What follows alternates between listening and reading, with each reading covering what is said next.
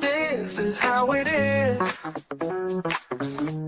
today on Pop Culture Minefield.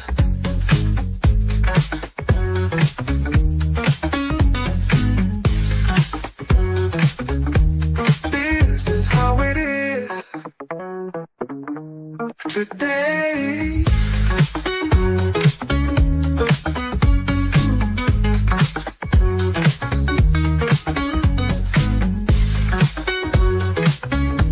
This is how it is today on Pop Culture Minefield.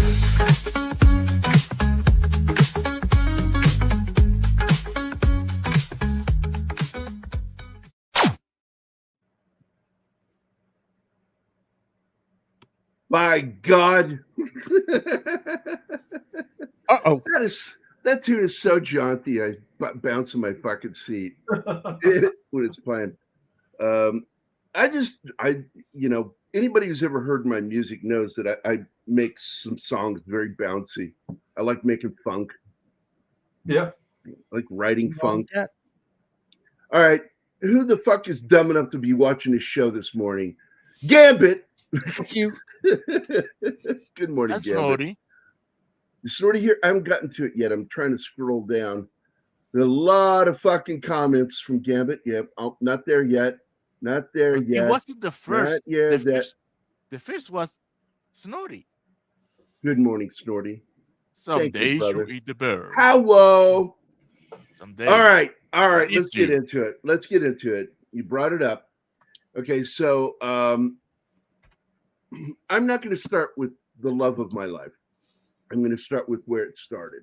John Alderink, Marvel artist and colorist, dear close friend of mine. He was part of our business, Dale Dye and all those other celebrated military veterans that I brought together to create a company called Charlie Foxtrot Entertainment.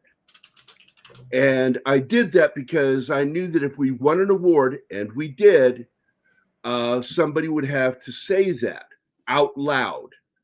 And if they were not military and it was a celebrity, which it was, every single veteran within earshot would laugh. And they wouldn't know why.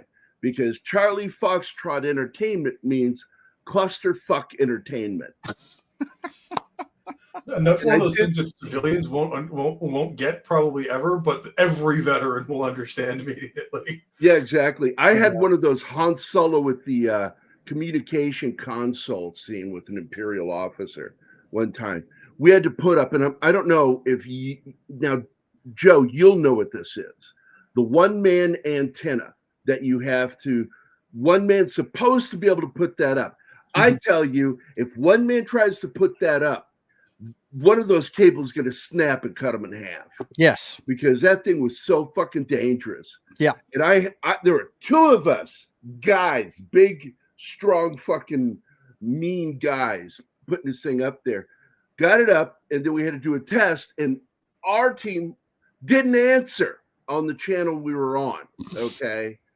And instead, I got the closest military post, and I got some fucking officer with a hard on, and I'm not doing any proper military slang.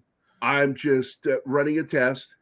In fact, I really didn't know much because I'm not a radio transmission operator. No, you're a medic. I'm a fucking combat medic. I know how to give military medical stuff, but I was just up there fucking around, and then this fucking radio goes live on the other end going, who is this? I'm like, well, who is this? And then he says who this is. And I went, oh. He says, now who is this? And then I thought, okay, do I tell him who this is and get my ass kicked? Or do I say, oh, you don't know who this is? Well, Charlie Foxtrot out. Then I turned up that radio and I said, get the antenna down now. And we pulled the antenna down. They never found out. They couldn't do a triangulation on us. That was fucking funny. I told my sergeants, man, Tevez and Tom, And oh my God, they were laughing so loud. And they're like, how do you do that? And it's the question that's been asked me my entire military career when I would get away with something. The grunts would look at me going, how the fuck do you do that? And I'm like, I'm just very confident. Yeah. And they can't tell that I'm fucking lying. That's one of the reasons I was really glad that the Marines don't wear unit patches. So, like, if you got yelled at when you're out on base somewhere, they don't know who you're with. So it's like, oh yeah, who are you guys with, scumbags? First tanks? Yeah, lie to them. Which goes right up into that area when I talked about last time, which is during night fire training. It was dark. It's fucking like dark, and like black dark. You know, you're walking around hoping you're not going to fall into a hole because 50 yards is it's an old sodium light. That's got that yellow hue to it. Yep. And it's turning every shadow because it's really bright, but it's 50 yards away. So every mogul bump on the fucking ground looks like a giant fucking hole. Yeah. So you have to walk with caution. And I was really good at doing Drill Sergeant Schmaltz's voice. And so I called out as Drill Sergeant Schmaltz from the darkness.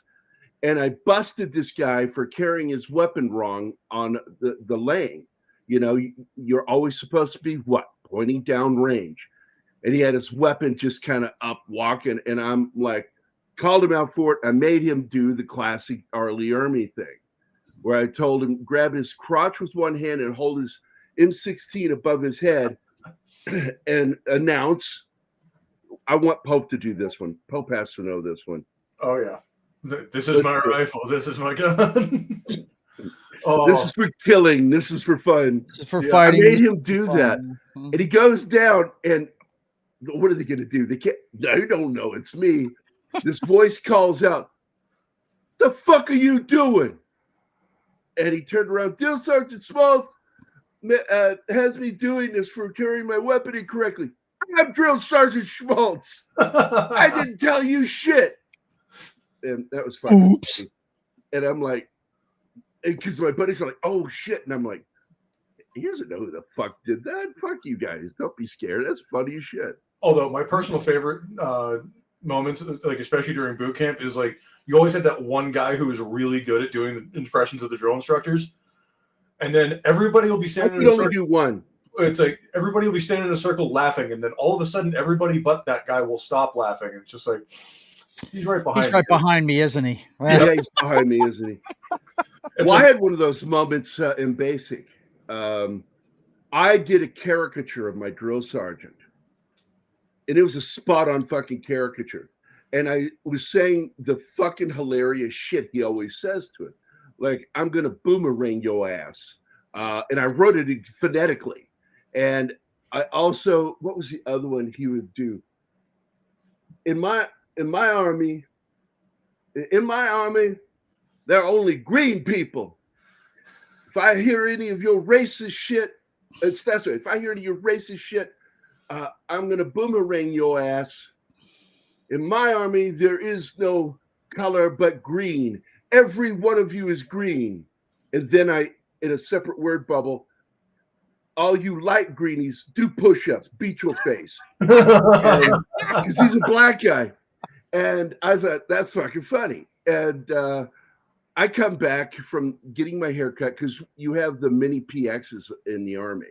On like pretty much between every company, there's one mini PX.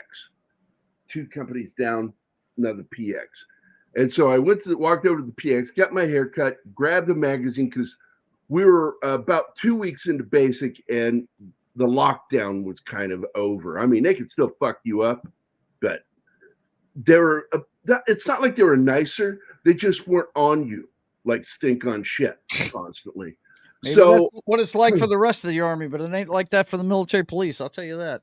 Oh boy, basic training. Until you graduate boot camp, you are nothing. Well, that's what I've heard. Army's a little different. They start to lighten up. And that's when this is the day I became best friends with my drill sergeant. And I'm not fucking kidding you. And so I come into the barracks And one of the guys was walking by me. He goes, "Yo, man, Drill Sergeant got that drawing you did." I went, "Got my drawing? What?" And he said, Right. "Yeah, Drill Sergeant has a." Oh, fuck you, man. He does not. I go about. I'm almost halfway down to my room because the barracks was broken up because cadre had their own rooms that stayed in there.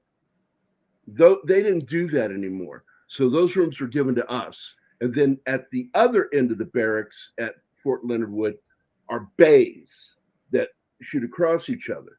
So we had 1, 2, 3, 4 rooms on our end of the building that were for 2 people per room, comfortably.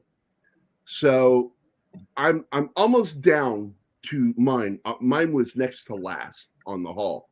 And I started walking, and I'm just and then I started thinking, what if he does have it? You know, oh shit, what if he fucking has it? And all of a sudden my heart starts pounding. And then another guy walks by me, he goes, "Yo, man, Drill Sergeant came into the room. He got the drawing, man. I think he's pissed, man." And then I hear echo. You know what that means, right? Mm-hmm. It means you got to repeat anything he says, and the first thing you say is echo, and you hear it going down the hallways, like all these voices. And Private Kissel report. Like they said it correctly, but that's how he talked. I drew him, and I thought it was funny about Drill Sergeant Samuels. This is our black drill sergeant. And what I loved about him is he had the biggest fucking lips I've ever seen on a human being. And when he ran, they would bounce, but his teeth, it was slightly a gap, you know, or a gape, is what they call it, a gape. And you could see his teeth weren't lined up with his lips all the time. And that was fucking hilarious to me. That, you know, because it was hard for me to take him seriously, even though I never fucked with him except for this drawing. So I'm like, oh shit, he's going to murder me. And I get down there and I said, "Drill Sergeant, Private Kissel reporting, Drill Sergeant." Because you got to open your sentence with and end with Drill Sergeant. He turned and looked at me and shut the door. And I shut the door. And I'm not shaking. But I should have been because I was that fucking terrified. And he says, "You draw this?" And I went, "Sergeant or Drill Sergeant." "Yes, Drill Sergeant." And he says, at ease. "Can you draw children?" First words out of his mouth after asking me that. And I was like, "Wait, what? What?" I went, "What?" He needed a favor. And he says, "Can you draw children?" And I went, "I would love to make fun of the way you just said children because you say it like Mr. T. There's a D in there. There is an L as well. It's not children." But anyway, so I said, "Yes, I do, Drill Sergeant." And he says, drop it. We're just having a conversation." He says, I would love you to draw my kids. I don't have any money." I said, "I will do it for you immediately." And so he gave me a photo, and I went and drew his kids for him, gave it to him. What I didn't know is he's living in the barracks. He was hiding in his barracks because his wife kicked him out. And Wow. all the drill sergeants had the pinky fingernail, the long pinky fingernail. And I didn't know what that meant. One of the other guys told me, and I went, "Are you fucking kidding me?" He goes, "Yeah, they're doing speed bumps, man, during the day. Keep them going." And I'm like, fuck off. No, really.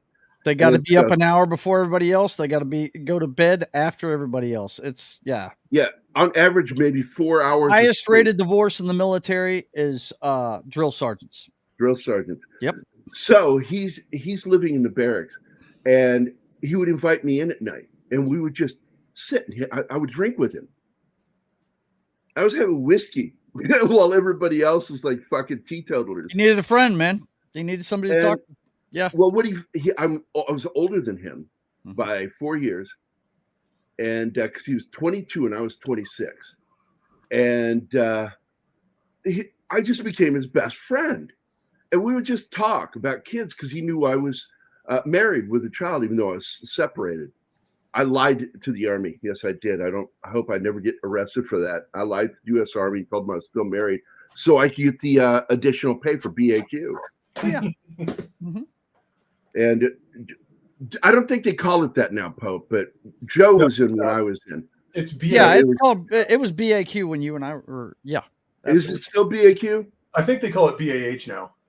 Okay, basic housing for the enlisted and their families. Yeah. And for us, because she lived in Virginia in a house, I got that money for her to pay rent, and it was basically my child support plus a little bit for her while I was there in training.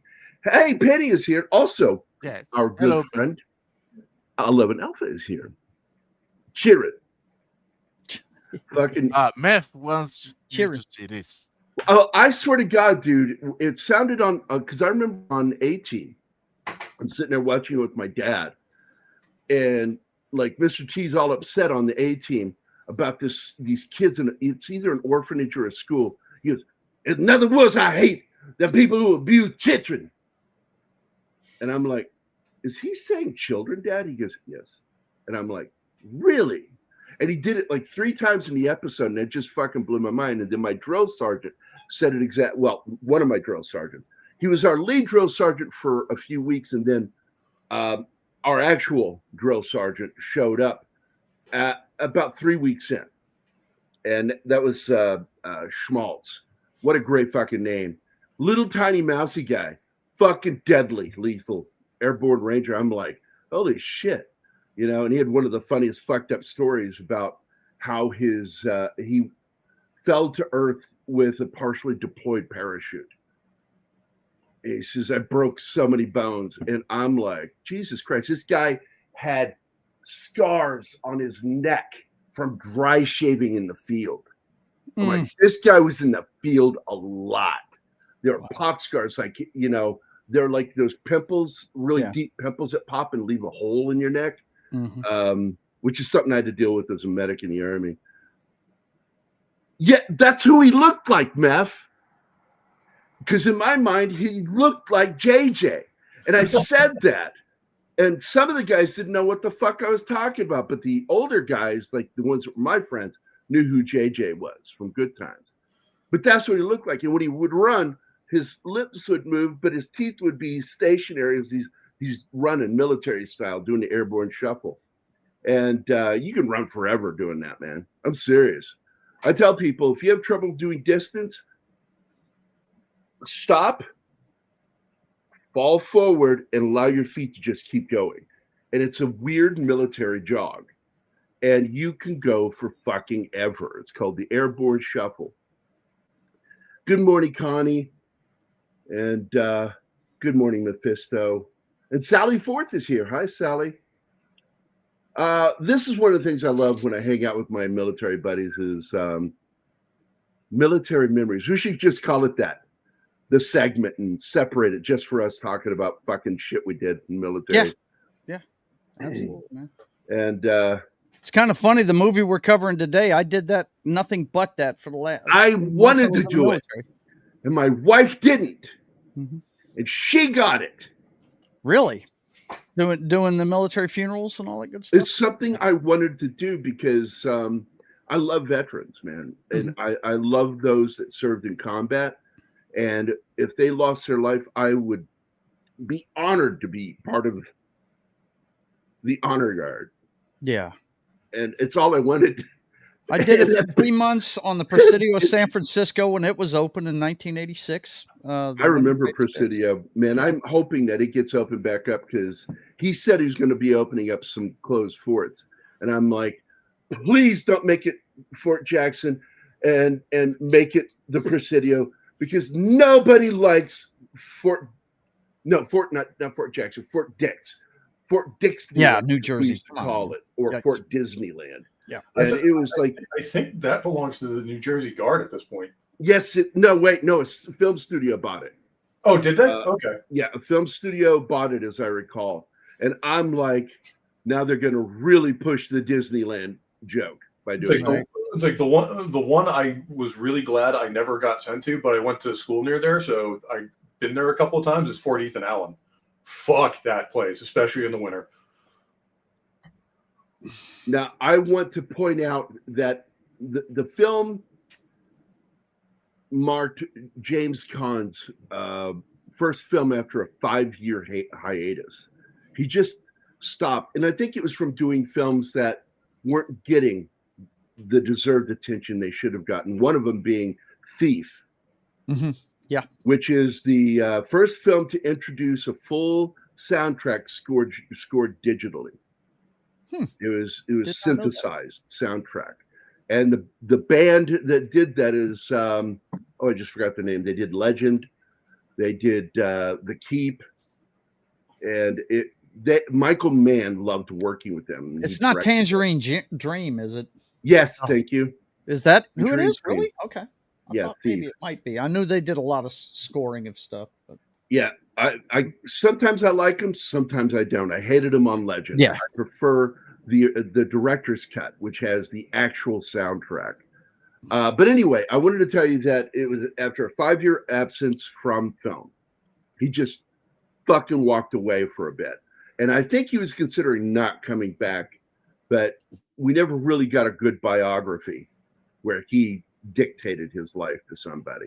So anyway, the other thing that's important about this film is Griffin O'Neill, who is Ryan O'Neill's son. Very talented kid, just like his sister, who was in Paper Moon and the Bad News Bears, Tatum O'Neill. Ryan had that same gift that both kids had from their dad. And sadly, they were raised in a very alcohol abusive and physically abusive home and psychologically abusive home, because Ryan O'Neil was a fucking nut job. Okay. Yeah. And he had children and he was prone to violence. So Griffin O'Neill had been cast to play Wilder, the kid who's kind of a fuck up in this movie. And while making this film on May 26, 1982, he and I went and checked, and Anima was correcting me, and she was right. It's Giancarlo Coppola, Francis's other son, and he and Griffin were buddies, and they went out drinking and got a boat and went tooling around, and they saw two larger boats sitting next to each other. And as they're getting closer to it, he finally sees that there is a line between them that holding the two boats together, because one was towing it in. And he saw it. He had just enough time to duck, whereas Giancarlo didn't. And it basically decapitated Giancarlo. He was sitting on top of something, so he was up too high. He was up too high, and he didn't get a chance to duck down. And Griffin panicked and moved his body over to the driver's seat. There was too much blood on the passenger side of the boat for them to fall for that shit. He was busted for that. And I mean, they had a hard on for him after doing that, because that's a shitty, cowardly thing to do. Yeah. And but when he got tried, he was tried for unlawful handling of I think aquatic motor vehicle, or whatever they call that down there. Yeah. And it was Maryland, by the way, which was right next to where I grew up in Virginia. It's like right there. It touches. Yeah. Everything's close to everything there. And we kept telling him, hey, Maryland, get your hands off our state. Stop touching it. And West Virginia's right there too. And yeah, I like West Virginia. I'm literally one town away from West Virginia. Yeah. Mm-hmm. Oh, where were you at? I'm up in Winchester, which is literally like the northernmost town in Virginia. Oh, wow! Like right at the I like Winchester. Noah. Yeah, it's like Virginia is just great, man. I fucking grew up there. I grew up in Phoenix, Arizona for part of my life and hated it, and because there was no escape from the heat when I was a kid. It's like we would go tree to tree. I'm not shitting you, going underneath trees to get it out of the fucking direct sunlight. And it was still fucking 120 degrees in the shade. Mm-hmm. But at least the sun wasn't kicking your fucking head in. Yeah. You know? And that's where I think I was 6 when I got hit by a bunch of fire ants. Ooh. And I learned, be afraid of ants. Don't Nasty. fuck with them. Don't mess with them. And They're, but anyway, they're the one species that goes to war, and they will get you. Other than us. so not 82, it was 86. I double checked because the film came out later, but because he killed Giancarlo in 86, May 26th of 86, he was removed off the film because he was to play Wilder, and they got the other young man to replace him to play not Wilder, Wildman. Casey. You mean Willow? You mean that guy? Tabasco. Yeah, the No. little guy, Willow. Okay. Or no, not Willow. No. Willow's the main character. Wildman. Wildman was the fuck up that ended up receiving the. And the irony of Gotcha. that story Gotcha. is that the guy that Willow was trying to make a better soldier became the hero that saved a bunch of people and got the Silver Star for his action. Oh, Congressional Medal of Honor. Oh, okay, CMH. So he got that, which is so odd being alive because usually there's just so many of them fucking dead when they get that. Yeah. And by the way, one of the highest numbered MOSs to receive the CMH, combat medics. Yeah. Why? Because we're stupid. We're stupid. As they say with the fire department, they would also say about combat medics. When everybody's retreating, the medic is still moving towards wherever somebody got wounded. Yep. Because we're dumbasses. Yep. We think we're bulletproof. My Uncle Paul was a medic So- in Vietnam. He got shot a couple of times, man. You know, the Geneva Convention goes right out the window when bullets start flying. Mm-hmm. Second They lieutenant. see that medic number badge. one They're like, target. oh, they're going to fix people. Let's shoot at them. Yeah. The It's 3 top targets of snipers. Mhm. Second lieutenants, RTOs, Yep. and medics. Yep. Those Although shooting at the lieutenant is a bad decision if you're up against the United States because he's the only one who gives a fuck about things like war crimes. Right. The rest of them don't. Once he goes down, the regulator is off the ass whooping machine, and it gets bad from there. So just to let you know, James Earl Jones is a military veteran. And he has the single best salute in this movie. And I mean, it's something you notice, which is why I paused on him. Mhm. And I had the Ranger style, which is also the Marine Corps' Ranger style, which is this. Yep. Mhm. And my officers fucking love that. They're like, how'd you learn to do that? You know, who taught you that? Because they teach this. Mhm. And I fucking Flat. hate this where you Yeah. get a Mhm. thumb into your hand. Mhm. James Caan is like this. His thumb is down underneath. That is a horrible salute. And, you know, when you're in training, you get dropped for that shit. They would make you beat your face until you learn how to salute correctly. And the worst one I ever saw in movies was Steven Seagal. Oh yeah. Because his fingers were all over the fucking place. He had his thumb down and he had his pinky up. And I'm like, what the fuck, dude? And he claimed he was like served in the CIA with military in Vietnam. He's a fucking liar. It never happened. And fuck, I hate stolen valor motherfuckers. I really do. Yeah. But again, James Earl Jones served from 1953 to 55. He was a first lieutenant in the U.S. Army Infantry. He was commissioned as second lieutenant in 1953 after graduating the University of Michigan with a bachelor's in drama. Fucking drama. Imagine being in the infantry and finding out that your LT was the drama kid. Oh, Yeah, I man. know. It's just that it's like that is something you don't tell anybody. In Yeah, the it's know. like, Well, you as need- big as that guy is, though, who's gonna mess with him? I know, but at the You same know? time, it's like, you're telling me we're being led into fucking battle by the theater kids? That's like what I told guys that were got that stripe already in basic because they served as a ROTC. How about And two? I was a PFC Julio. when I joined. Yeah. yeah, had rank, and he was also our platoon leader and or platoon guide, and he was like teaching us a little DNC, which I knew some because I was in marching band, and but I'm not telling anybody that. And he says, well, you know, I was ROTC, junior ROTC, and then ROTC.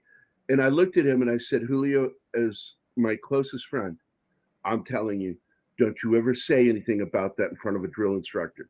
You're going to get your fucking ass handed to you. And he looked at me and I went, I'm not fucking kidding. They don't like that. They go, oh, you got to play soldier, huh? Oh, yeah. Just telling Yeah, you. you do get a bunch of shit, no doubt. You will. If they find out, it's your ass, I guess. I did 100 push-ups the first day of basic training because I was I had sunglasses and they found out that I was a PFC. Right. Well, you know Yeah. that if you have to get, if you're in the U.S. Army and you have to get prescription glasses, they give you what's referred to, Anima loves this one, BC glasses. Birth control And- glasses. Because they make you look so ugly, no woman will want to fuck you. Unless your name's Buddy Holly. Then, you know, hey.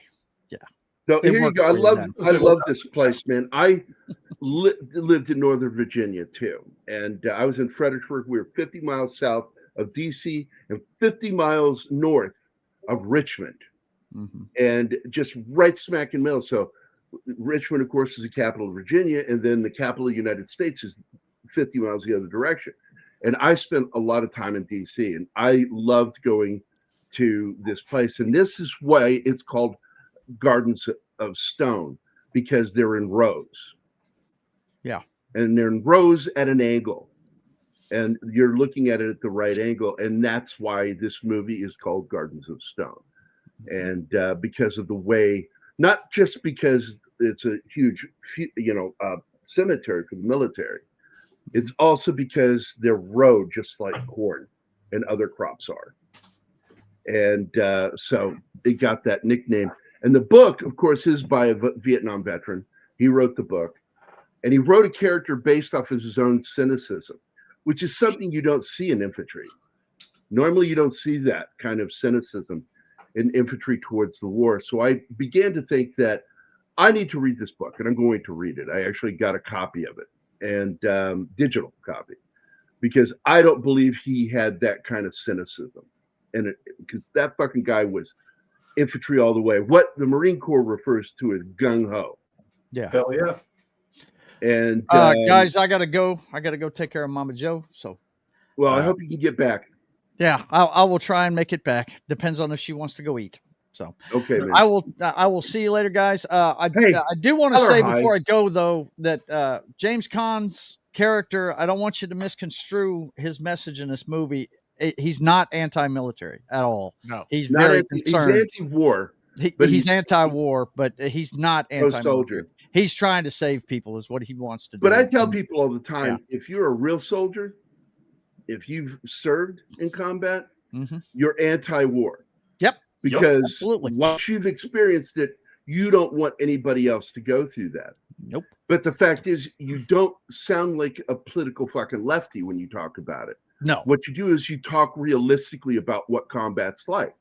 Right. And that it's not what you think it is. There's no glory. There's just fucking gore. Yeah. And I gotta go. Be good. I'll Hey, I'll tell try your mom- and make it back, buddy. tell your mom hi for us. I will. Yes. Bye. All right, bye, man. But no, you're absolutely right. I mean, anybody like me who's actually seen what war is, like, there is no glory to be had. It is something that is necessary, not something that you should celebrate.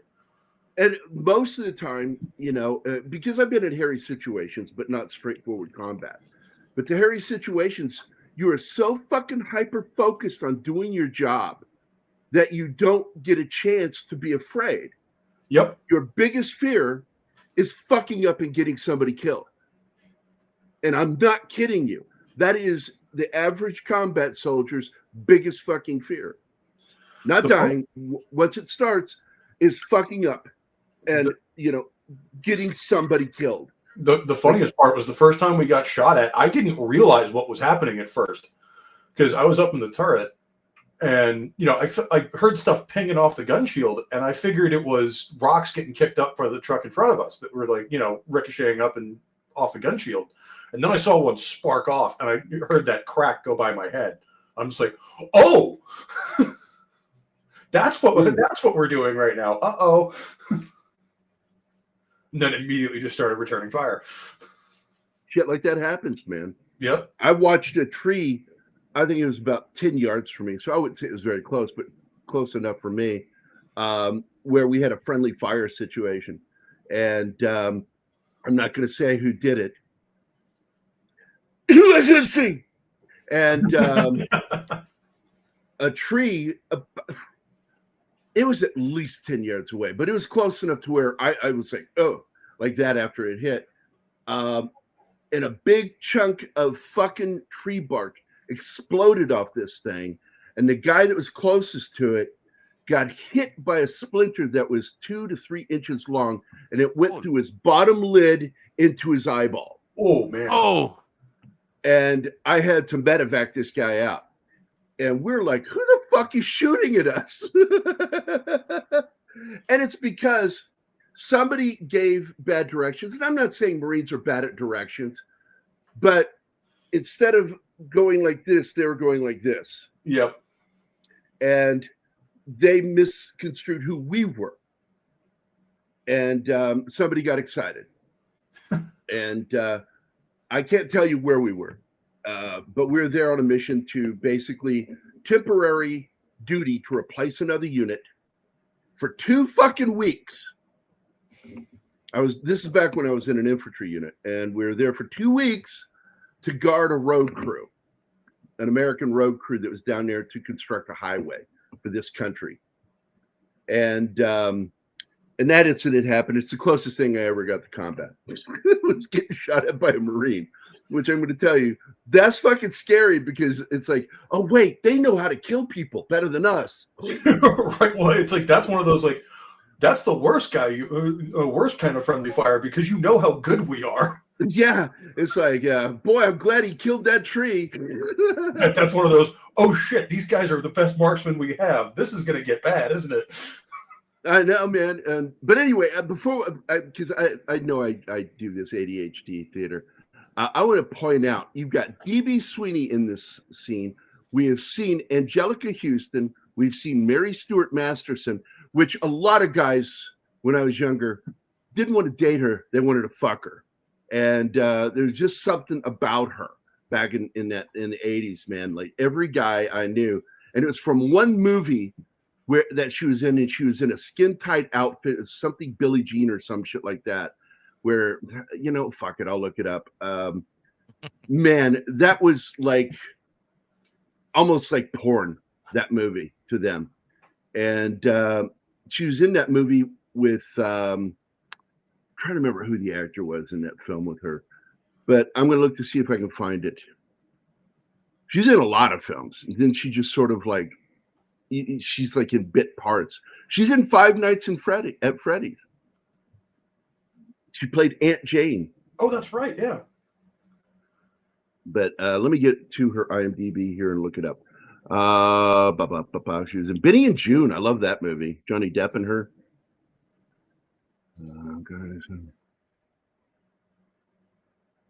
I forgot that. She was in At Close Range. She's the girlfriend that gets killed. I don't think Got murdered. Well, I thought it was My Little Girl Amazing Story, some kind of wonderful. She was the girl who gets the guy in the end because she's the best friend that plays drums, and that was the big turn on to me because she had actually drummed. And I'm like, that's I can't see the other film, and I thought it was her. Maybe I was wrong, but either way it goes, at close range got my attention, and I wanted her because she could play drums because I thought that was sexy as fuck. So also in this movie, you've got Ziggy from a little film or a little TV show called Quantum Leap. Yep. Dean Stockwell. Good actor. So you got Darth Vader, agitator Darth Vader. You've got Ziggy, and you got oh my god, I forgot the name from the Addams Family. Morticia. Yep. Yeah, 3 majorly big popular characters. Also, you had it's either Elias or Elias because he is Greek, so I think it's pronounced Elias Kokias, who was a great fucking actor, man. I love that guy. Anything he's ever been in, he gives it all in those films. And he also played Casey Jones in the Teenage Mutant Turtle movies. Yep. The real ones, not the fake ones done later. I fucking loved him as Casey Jones, man. I was such a fan of that guy. And you've got such a great cast in this fucking movie, dude. This is one of those movies where you're like, how is everyone in this film famous now? Yeah. And also you've got Lion Prick Lawrence Fishburne. Now I say that for a reason because it's a joke. Because he lied about his age to be in Apocalypse Now. He was actually 14 when he auditioned, and he was 15 when they made the movie. Which, imagine putting a 15-year-old on set with Marlon Brando and Martin Sheen at that time, because they were both raging drunks. Raging drunks and fucking Martin Sheen trying to kill himself on the set, you know, because he was a little bit fucking bent in the head. And that's why that opening scene with him in the fan and punching that mirror, that was for real. He was drunk as fuck. And having a mental breakdown at that point. Yeah, and the heart attack. He was a fucking mess making that movie. And Emilio talked about it because I think it was Emilio. It might have been Charlie. Was on set when all that shit went down with the heart attack and everything. And they were living on an aircraft carrier. Huh. And he had the heart attack jogging on the aircraft carrier. And had a fucking heart attack. And what was he, 35? Yeah, he wasn't very old. Like maybe my no. Like and that cocksucker's still alive. And nobody knows why. Yeah, it's like with how he abused himself, man, he should be dead. You know, it's just shocking. Now, D.B. Sweeney, I was a big fan of this guy because even though I didn't like the movie, I went with a girl to see it because she wanted to see it, called The Cutting Edge. Came out in 92 while I was in the Army. Clearly, I'm talking about my late ex-wife. She wanted to see that movie. And he played a hockey player. I fucking liked that part of the movie, that he could actually skate and play hockey. I was like, that's fucking cool. Then he did another film the next year while I was still in the Army.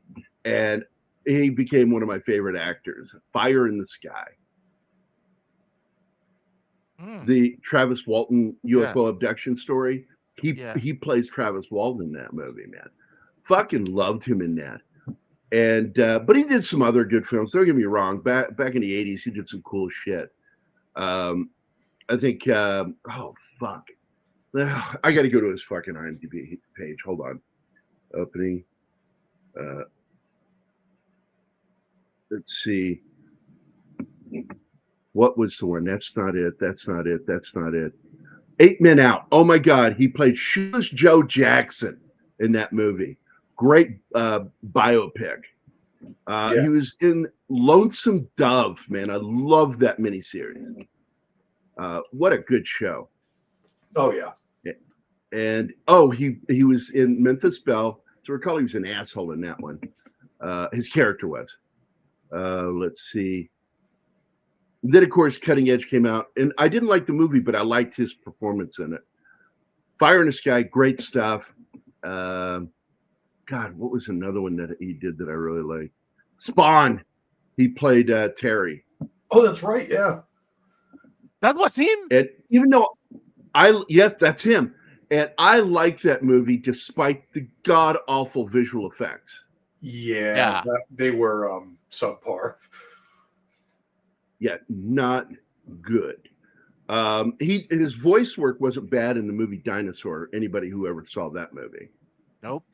which he also did the video game voice too. And I'm trying to see what was, because this is when his career just sort of went downhill, where he wasn't getting good roles, but he was good in whatever he was in. So it's hard to find it. Slim pickings for stuff he did later. He also had small parts in movies like House. That was really his work for a while, and he didn't do anything. It's not like he got in trouble. His career kind of died, and I always felt bad for him because I thought he was a far better actor than what his career was saying. So he started relying. And you hate to see that of a good actor that is just didn't do anything wrong. He's just not getting any roles. And what I think happened was he got too popular quickly, and then that kind of typecast him.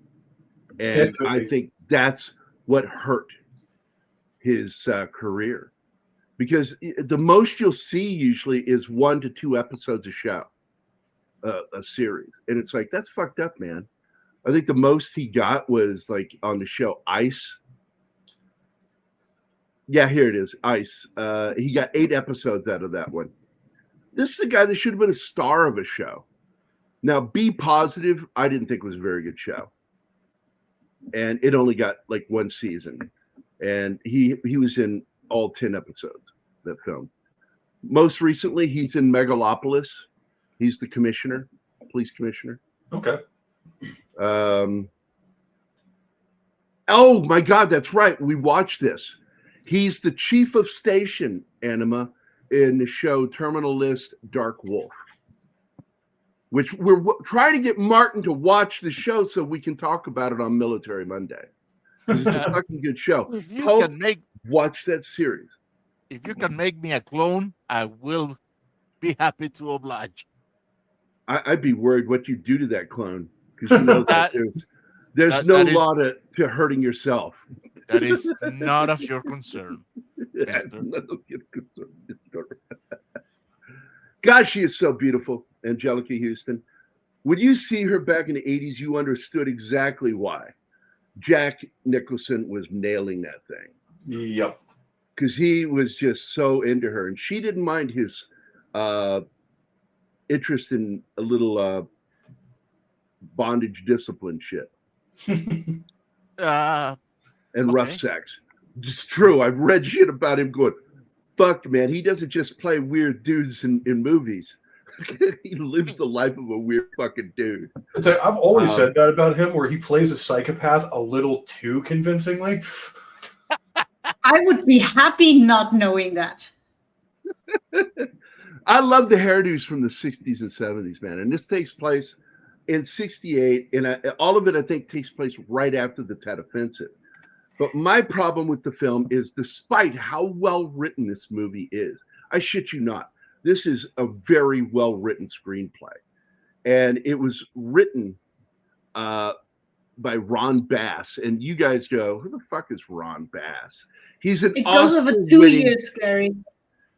Well, I thought it opens in 68 and ends in 68. No, it opens in 69 with his funeral. Then we go back to 68. And he's in Vietnam for almost a year before he dies.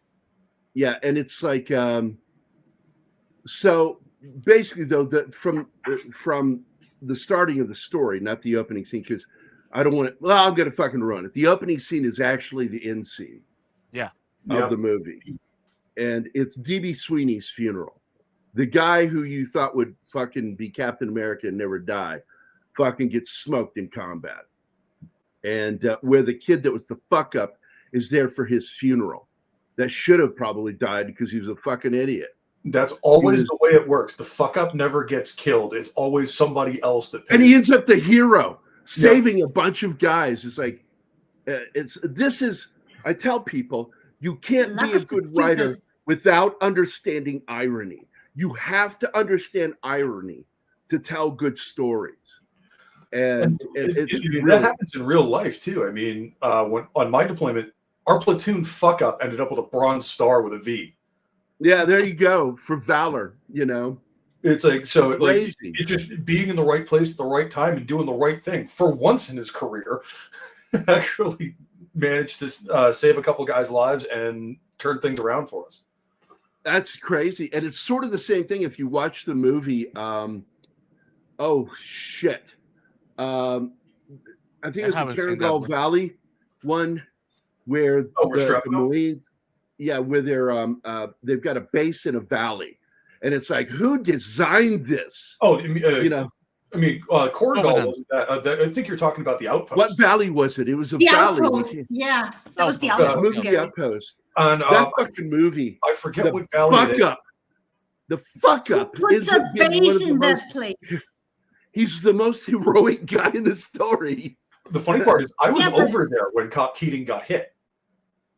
And we were on the other side of the country, but we were listening to it, listening to the radio calls go out because they stood everybody up. They weren't sure if this was an isolated attack or if this was going to be like a Tet Offensive type situation where they'd hit us across the board.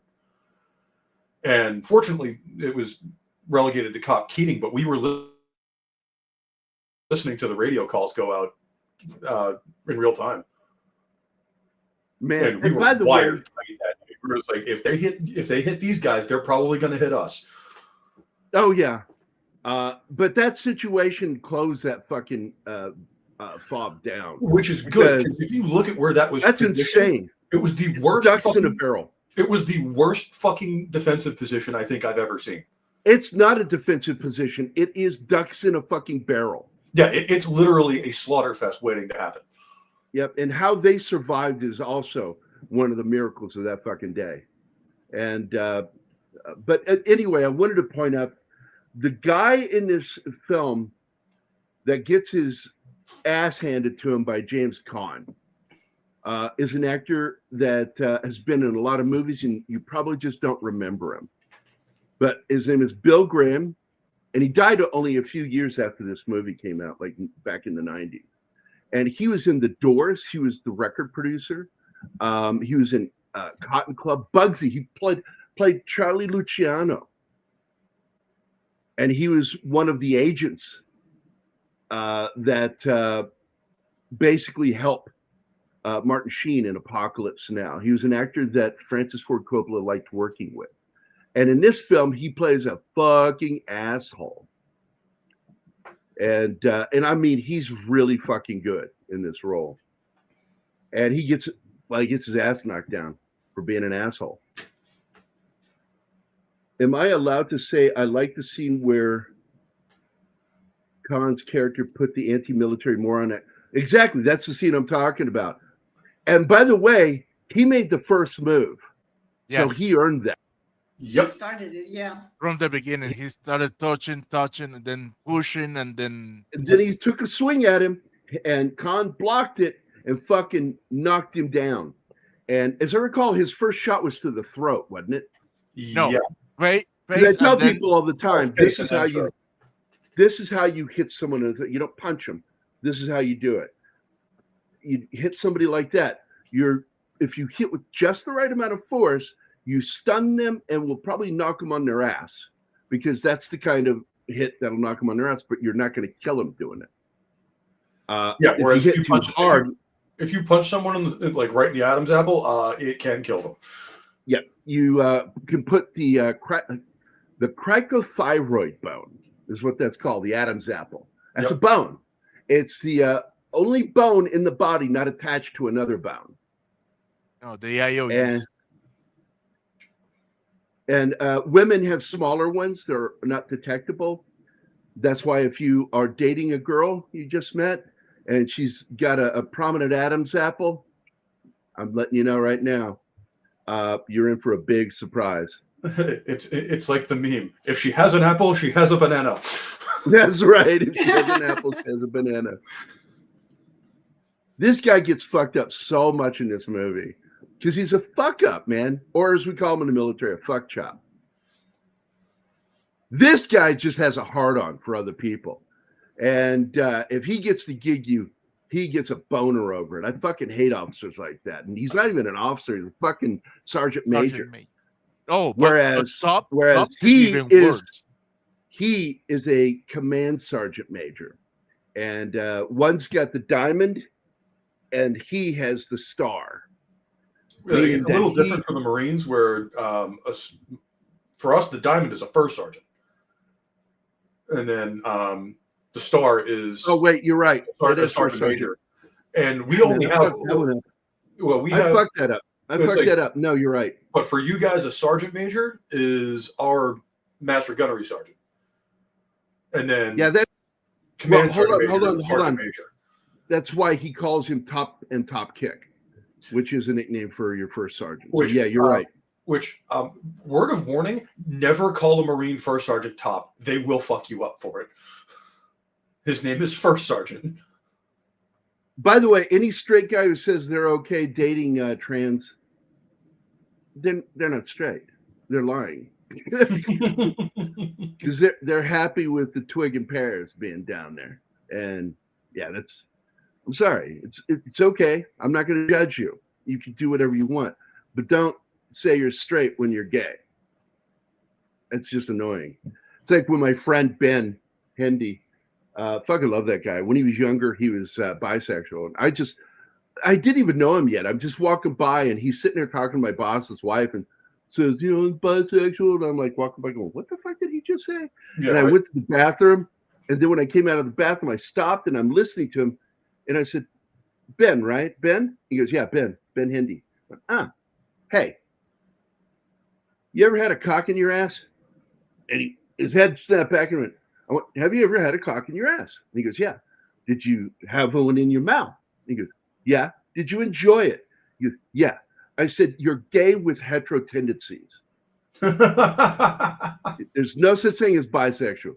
You're gay with hetero tendencies. Although there are rules around that. I mean, it's not gay if you're wearing boot bands.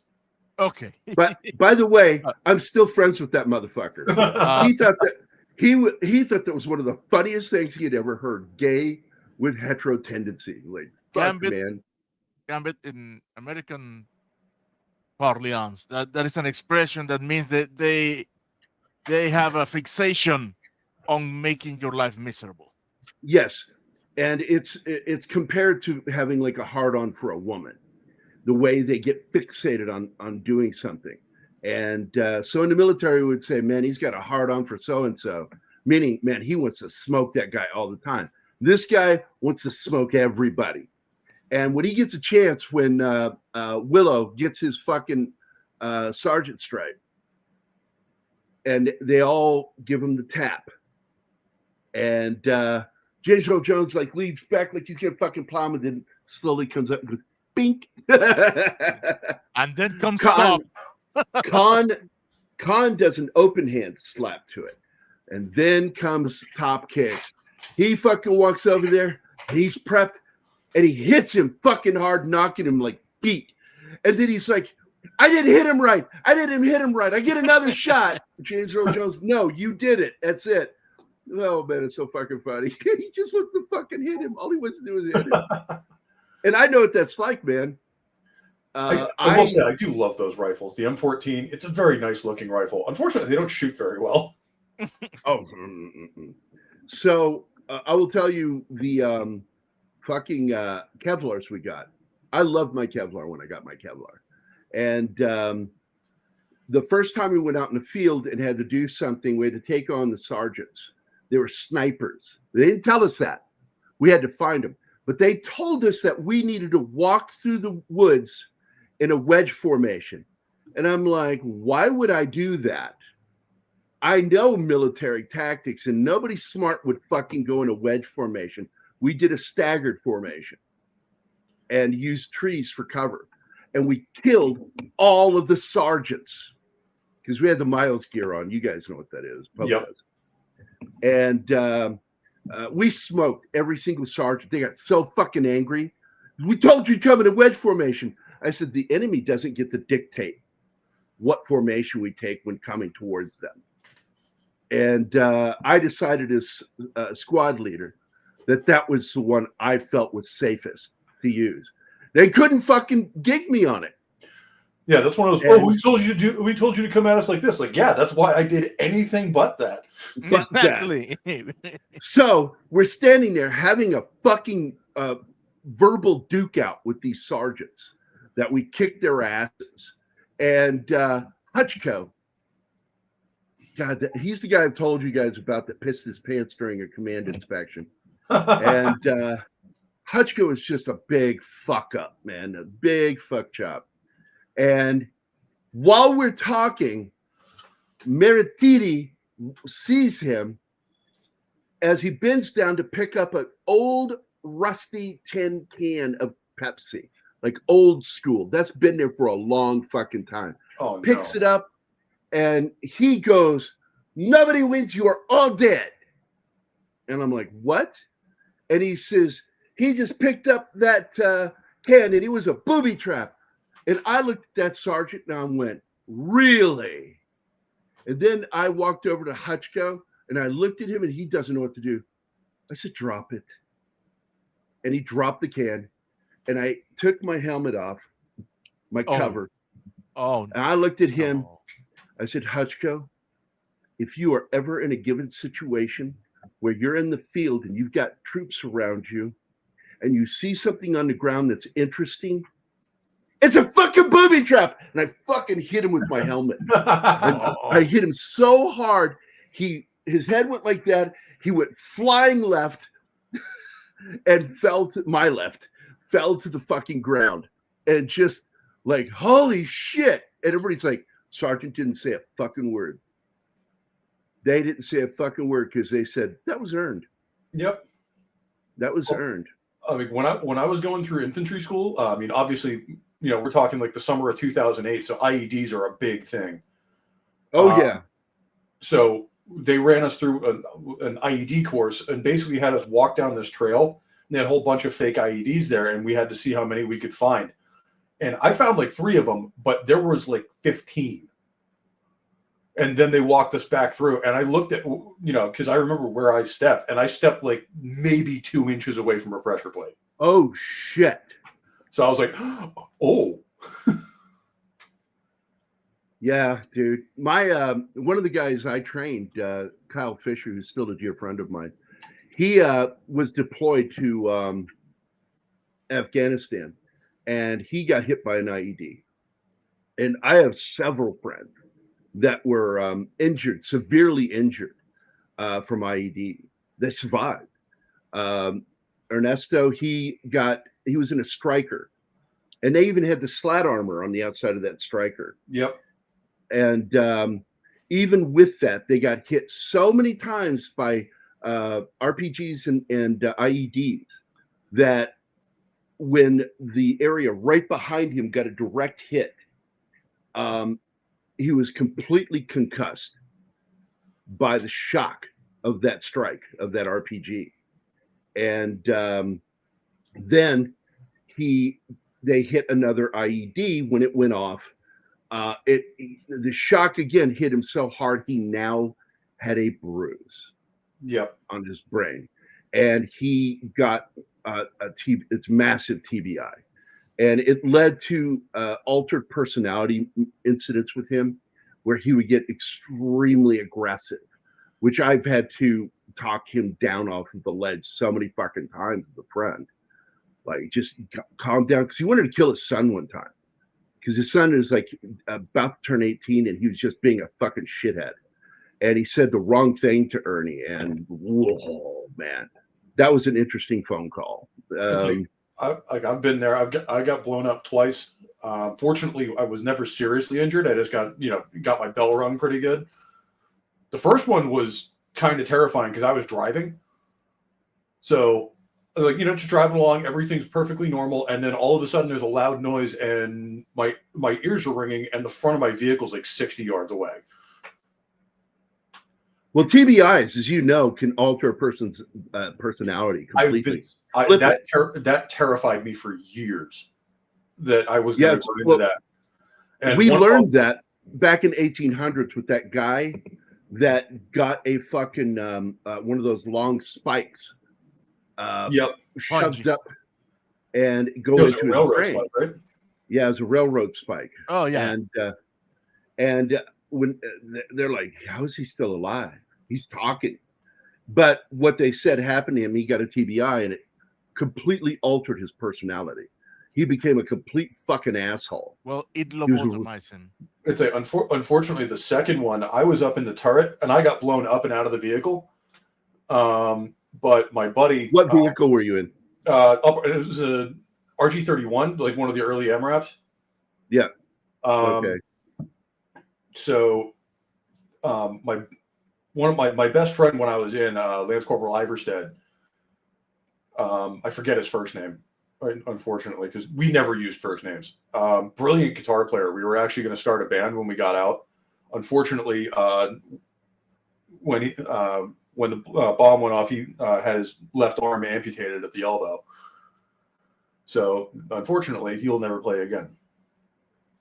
Yeah, now the MRAP, by the way, just so people know, that's one of the vehicles that replaced the Striker because it was specifically designed for IEDs. Yeah, for mines.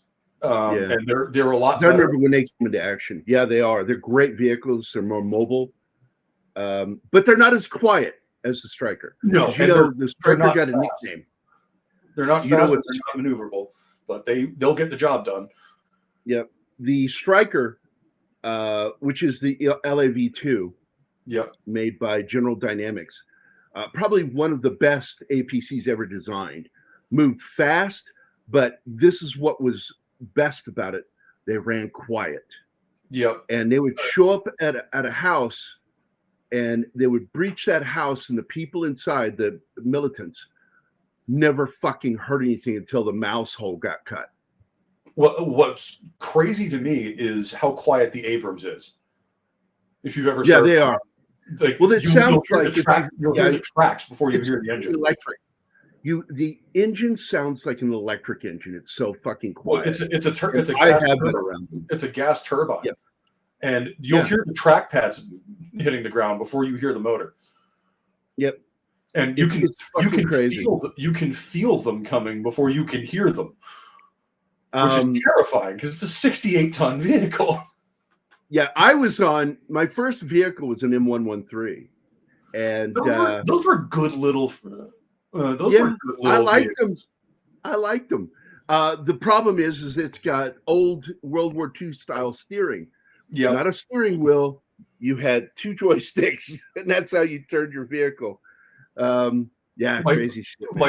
My favorite one of those has to be the M1. Is it the M163? It's the one with the 20 millimeter Vulcan cannon on the roof. It's the same vehicle, but with a turret and weapon on it. And that thing's fucking terrifying for infantry because it's a 20 millimeter Vulcan cannon. Well, the main problem was it was brought in to be an armored personnel carrier with armament, and the problem was that weapon took up some of the room for your troops, so you couldn't get you couldn't get a full squad in there. Yeah, you get about half a squad, and that was the big problem with that one. 11 Alpha says also a really high silhouette, so MRAPs are fine when the main threat is mines. Yep, IEDs. Oh yeah, conventional warfare. Conventional warfare MRAPs are a bad idea, and they have layered bulletproof glass in them, and there's a reason you do that. Is you create an air pocket inside, and until that air pocket is broken, the second layer of glass is your safety line. But once that first layer, the outside layer of the glass gets broken and gets pierced, that air pocket's gone, and now you just got to hope and pray that they don't get through the second layer of glass. Yeah, bulletproof glass. It'll take a few rounds. The good news is the door, the RG-31s and later were made to stop an RPG. Because we were getting shot at with those things constantly. Yeah, it's just fucking nuts, RPGs. I want to point out, like, at this point, Willow's dad, after they talk about him, they have this great conversation about him. The next day, shit's going on, and they get drunk, They come back to the barracks, and he finds out from what is his character's name? Elias's character, Devenber. He gives him the bad news because he's the info guy. He's one who takes all the incoming reports and calls. And he lets him know that his dad had a massive heart attack and died. So he's sent off on that bus to go to his dad's funeral. And this is an event that takes place celebrating specific battles. This one's in Richmond, Virginia. The ones I went to were in Williamsburg because the reenactors were out there, and it was really beautiful and loud when the U.S. Army would put on. Because everybody involved, these aren't reenactors that live there. These are military personnel playing the British and Americans. And a lot of people, they'll see this red uniform and they will think, oh, he's British. And like, no, he is not. Your guidons and anybody playing in the marching band back during that period of the Revolutionary War wore red. Which is so why that they could be physically distinguished. Yeah, if you look at the Marine Corps band, that's why to this day they wear the exact same cut of uniform that the rest of us do, but theirs are red. Yep. So I think that's wonderful. And that was Washington's idea, by the way, George Washington. Doing that for any of the guidons. And for those of you that don't know, I know 11 Alpha does. Guidons are the guys in front of you with the flag. It's either the U.S. flag or it's your platoon or U.S. Army flag. Anybody that's walking in the front of a formation holding a flag is a guidon. And it means literally what it means. They're guiding on. Yep. I've always loved that. And when I was in, I didn't want to be guidon. I wanted to be the guy yelling at people and telling them what they need to do, get their heads out of their asses. And God listened to me and never made me a guidon. The Army at one point was working on boots with a reinforced V-shaped sole, which, like the MRAP hull, was meant to deflect the blast. We had a fun day at Fort Benning down in Georgia, blowing up boots, testing them. That's fucking cool, dude. That would be like walking on ice skates. Yeah, it actually kind of would be. Doing field testing is so much fun. When I was like my last year in the Marine Corps was my unit was the first one to test the M27 IAR, the new full auto M16 basically. And oh my God, did we have fun. We put like 20,000 rounds through those guns. And then nice. And then like this blew my mind. We were sitting down with like colonels and they were asking for our opinion on the weapon. Like honestly asking questions, and that was a weird experience for me being an E3. We go well out of our way to avoid those. All right, back up just for a second because I need to show you guys something.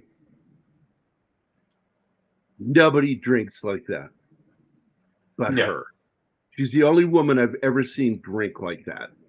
And people wonder, what is it that makes her so sexy? Because she does shit like that. She's letting you know right up front, I'm special. I'm different. We all know you're special, Gary. Not me, goddammit. Anyway, the Austrian army continued to wear white uniforms for visibility until the Austro-Prussian War in 1867, when they realized white was a bad idea on a modern battlefield. Yeah. That's where our flag comes from. You know, our flag is red, white, red. And they say it comes from a soldier coming back covered in blood, but for the area where his belt was. That was the war. And from what I understand, it was supposed to be green, white, green, but the guy was colorblind. Mumble. Stop stopping the fucking slideshow. We're only half an hour through. All right, here we go. So, and that's why I joined the Royal Air Force, to stay in 5-star hotels and not deal with crap. Nice to see you, Stasis. Good to see you, man. I taught mine awareness to soldiers deploying. I remember fucking with the guys. I said, well, the proper way to walk through a minefield was the way the French did it. And they said, well, how's that? and I put my fingers in my ears and I started tapping my foot in front of me. Like I like the way the Poles did it. Where I didn't want to do a Polish joke. I don't like Polish jokes, so I changed it to the French because they're fucking dumbasses too. You can also make it Italian. No, I mean the way the Poles actually cleared minefields during the war. Have you ever heard about that? They would march German prisoners out into wherever they suspected a minefield was. Yeah. The Poles the Poles were pissed. They're like, you invaded us twice. We're gonna fucking humiliate you. They did not like the Germans, man. The Germans just annoyed them. Ethel Merman was not popular in Poland. So let me go through some of these. Which is problematic because they're neighbors. Yeah. So let's see, stasis, and that's why I joined the Royal Air Force. Yep. Absolutely. 11 Alpha says, awareness, very good. That's starred. And by the way, hi back to you, Stasis. Good to see you. I'm sorry, we get to talking, and we're just fucking two guys talking. And I need to run a video. Go ahead.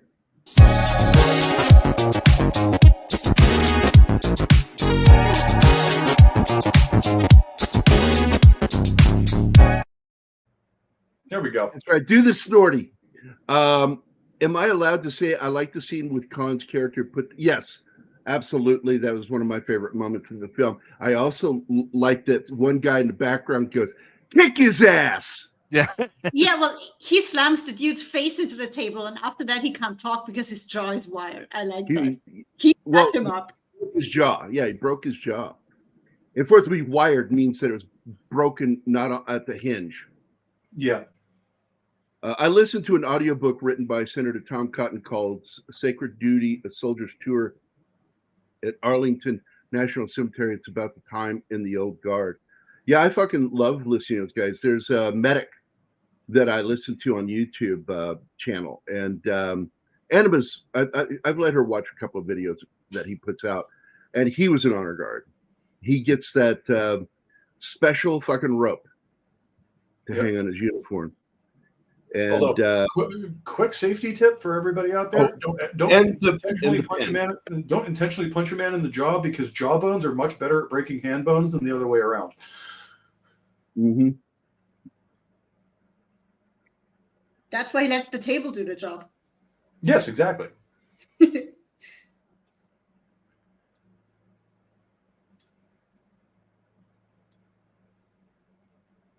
doing something real quick, you guys.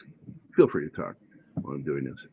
I mean, the Vietnam era was just a really interesting time in the Army, because the combat experience we had was essentially from World War II, because Korea essentially was the same war, just continued.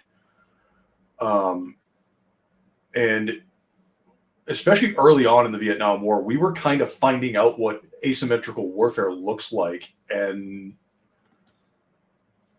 it led to a lot of real confusion. I mean, we figured we could just show up with our jets and better technology and just win the day. And we did.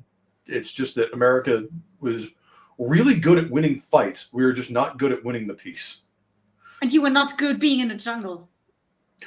Oh, the Marines were fine in the jungle. We're actually jungle specialists. Yeah, look, I'm going to tell you something. The Japanese were terrified of Marines.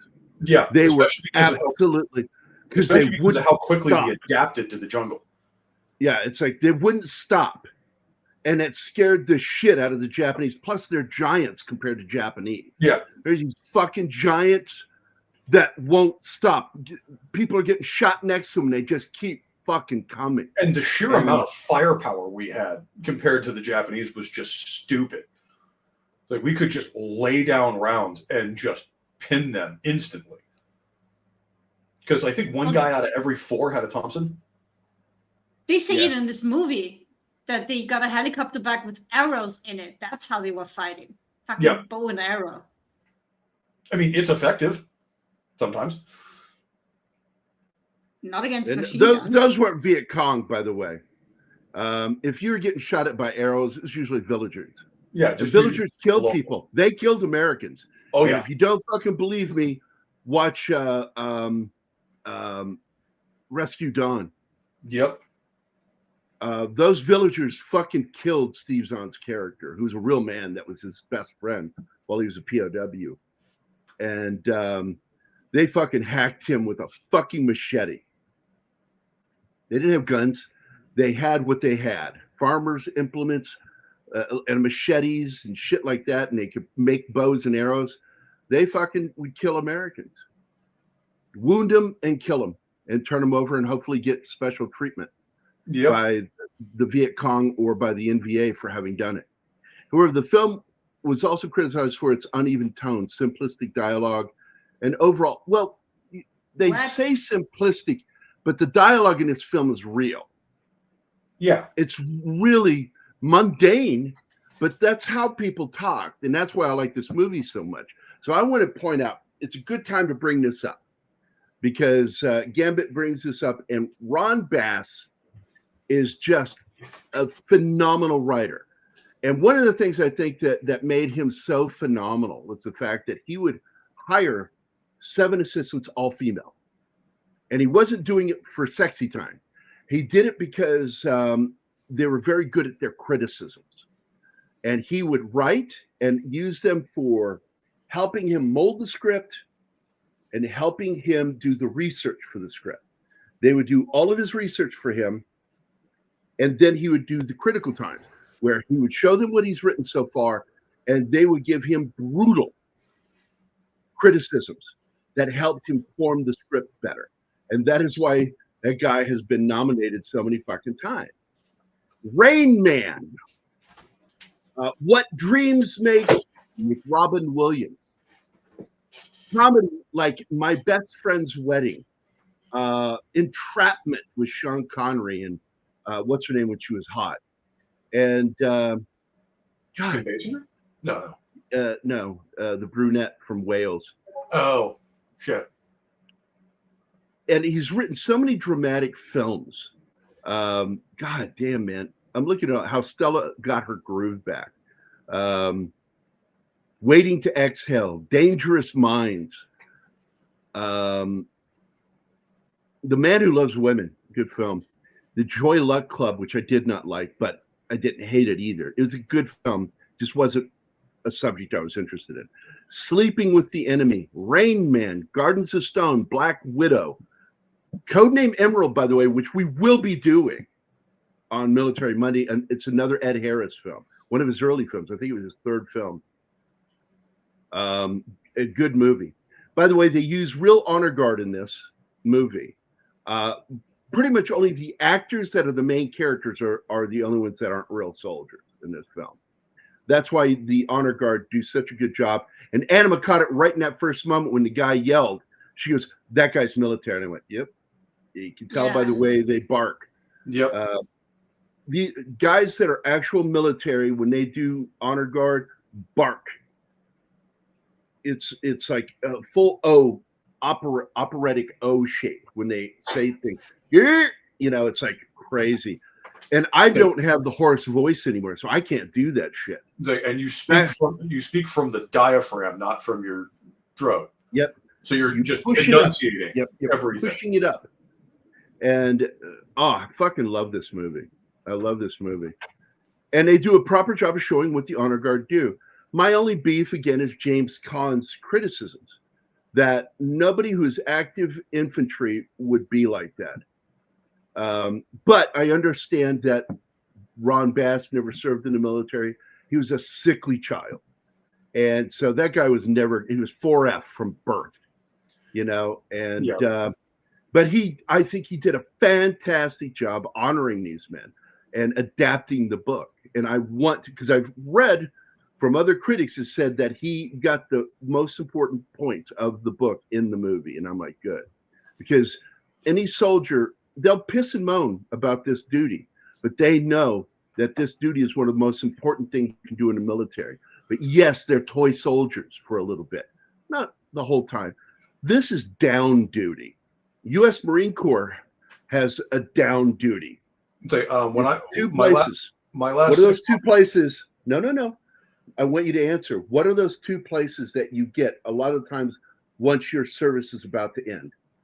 You get, sometimes you'll get assigned as a drill instructor, as a B billet. No, I'm talking about cush duty. Cush duty is Pentagon and White House. Pentagon and 8th. Well, actually, those are both the same duty station. That's 8th and I. Oh, 8th and I. Okay, Like, I didn't know that had a name. That's cool. That's the funny part is what is now the Marine Barracks in Washington was the Commandant of the Marine Corps' house. That's cool. Took that motherfucker's house. Well, I volunteered for the old guard. Archibald Henderson, the guy we refer to as the grand old man of the Marine Corps, actually, after 63 years in service, when he died, willed it to the Marine Corps itself, and that became 8th and I. So I want to respond to this one. 11 Alpha wrote, I volunteered for the old guard, but did not meet the height standard. I am 6 foot in the morning, but due to spinal compression during the day, 5'11" by the end of the day. And I didn't run into that problem. There's the guy. Boy, oh boy. He was so good as Luciano. Lucky Luciano, man. Yep. Oh, good So fucking why didn't actor. you get it, Gary? You're definitely tall enough. I don't know. And what's even worse is I volunteered for it. Alicia didn't. What's funny She is didn't I got And she's not selected. tall. Well, which is what's funny is I got selected out of boot camp for 8th and I, and I turned it down Why? because I wanted to go to combat.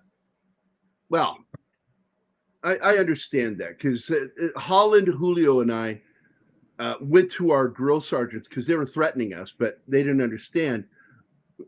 I think all three of us signed up for the same fucking reason because things were escalating in the Middle East. And basically, we volunteered to go straight from basic. Send us to combat training, infantry training, and we'll go. I'll drop my MOS request of combat medic to do this. And drill sergeant looks at him and goes, what? And then we're like, yeah, we volunteered to do this because they were threatening us with it. And they said, we can't really do that. We're just doing that to freak everybody out. You guys really want to go? And it's like, yeah, because we're older and we feel that we would keep our shit together better than somebody younger than us. Well, it wasn't even that. I saw it as my duty. That's why I enlisted. Yeah, you said duty. Yeah, I did duty. But I saw it as my duty to serve. And no, I mean, if there's a war going on, I'm in. And they wanted me for 8th and I because I looked good in the uniform. Or I did at that time because I wasn't fat yet. And I told them no because I had the job I wanted, being a machine gunner. And let's face it, who doesn't want that job of running a 240 or a 50 cal every day? Yeah, man. I love the Fuck M2. yeah. It's such a firing that shit down range, knowing that you're fucking up somebody's day. Come on. All right. That's great shit. Well, and even just feeling that M2 buck under your fucking hands. Like, if you're not, as one of my instructors put it in infantry school, if you are firing an M2 and you're not at least at a half chub, you are doing something wrong. Chub. I love that, man. Hi, By the Penny. way, I want to show you guys again. Just the juxtaposition of this is so fucking goofy because I can't understand still why I didn't get honor guard. I really don't. I was a good soldier. I was a combat medic. I was tall and like you. I look fucking good in my uniform. I looked like an all-American, And I'm like, I'm perfect for fucking honor guard. And I would like to do it and have had that chance. I'd like to get that pin, that they put on your chest. If you complete your mission, you get that fucking award pin. And 11 Alpha gets it. Carrying the 240 around, I miss that going every day. I wish I had one still. There is one at my local hardware store. It's like 10 grand. God damn. But I asked them last time I was in there. It's a real 1985 dealer sample. That's an actual machine gun. Because they do make a semi-automatic version of it, which a semi-automatic belt fed just makes me sad. Yeah, what's the point? Exactly. I'm going to do this very quickly. Then I don't feel like having Anima yell at me again. Dude, if it were up to you, after 2 hours, it would be 10 minutes into the slideshow. All right. So, one, that's me in the barracks in the squad leader room reading some good pornography. Yeah, As you do. YouTube is gonna love this. Yeah. Oh, they're clothed on the outside of the magazine. But look at those eyes, man. Julio took that picture. This is my buddy John Davis. I took that photo of him while he was sleeping and drooling. And I would show that photo to any girl that liked him. You're such a dick. I know. This is Goodrum. Goodrum's the guy that I put on guard duty or cleanup duty when we went on the weekend. He would get stuck at the barracks for like 8 hours before he's allowed to meet us in town. And he asked me like one day, like, well, why do you always do that to me? I said, guys, Goodrum, you're the only one in this fucking platoon that'll do what I tell them to do and do it right. I said, you're the only one I can fucking trust. I can't give it to Kyle here. That's Kyle, by the way. Kyle got wounded in combat, got his Purple Heart. But anyway, so that's me holding up Goodrum right after I said all of this to him. Walked out of there around those Texas-style cinder blocks that are hollow. And we walked around the corner, and Kyle goes, you think he bought any of that shit? And I went, he took it hook, line, and sinker. I fucking was doing it to him because I thought it was funny to always put him on extra duty. Because I'm a dick. If I had met Gary back then, I would not have liked him. You would have laughed your ass off at the stuff I did. And that's Alicia and me. Look how fucking tiny she is. She's like almost Anima size. You know, and she got fucking honor guard. That's Martinez right there. That's the guy I fucked with all the time. That's whatever I asked him after he answered me, I go, okay. And if he thought I said what, I would say, no, I said okay. And Gary, if you want to check your email, I just sent you a photo of me back when I was in. Oh, man. So just real quick here. This is Andre, a good buddy of mine in the Army. Fucking love this guy. I really love that guy. Really good dude.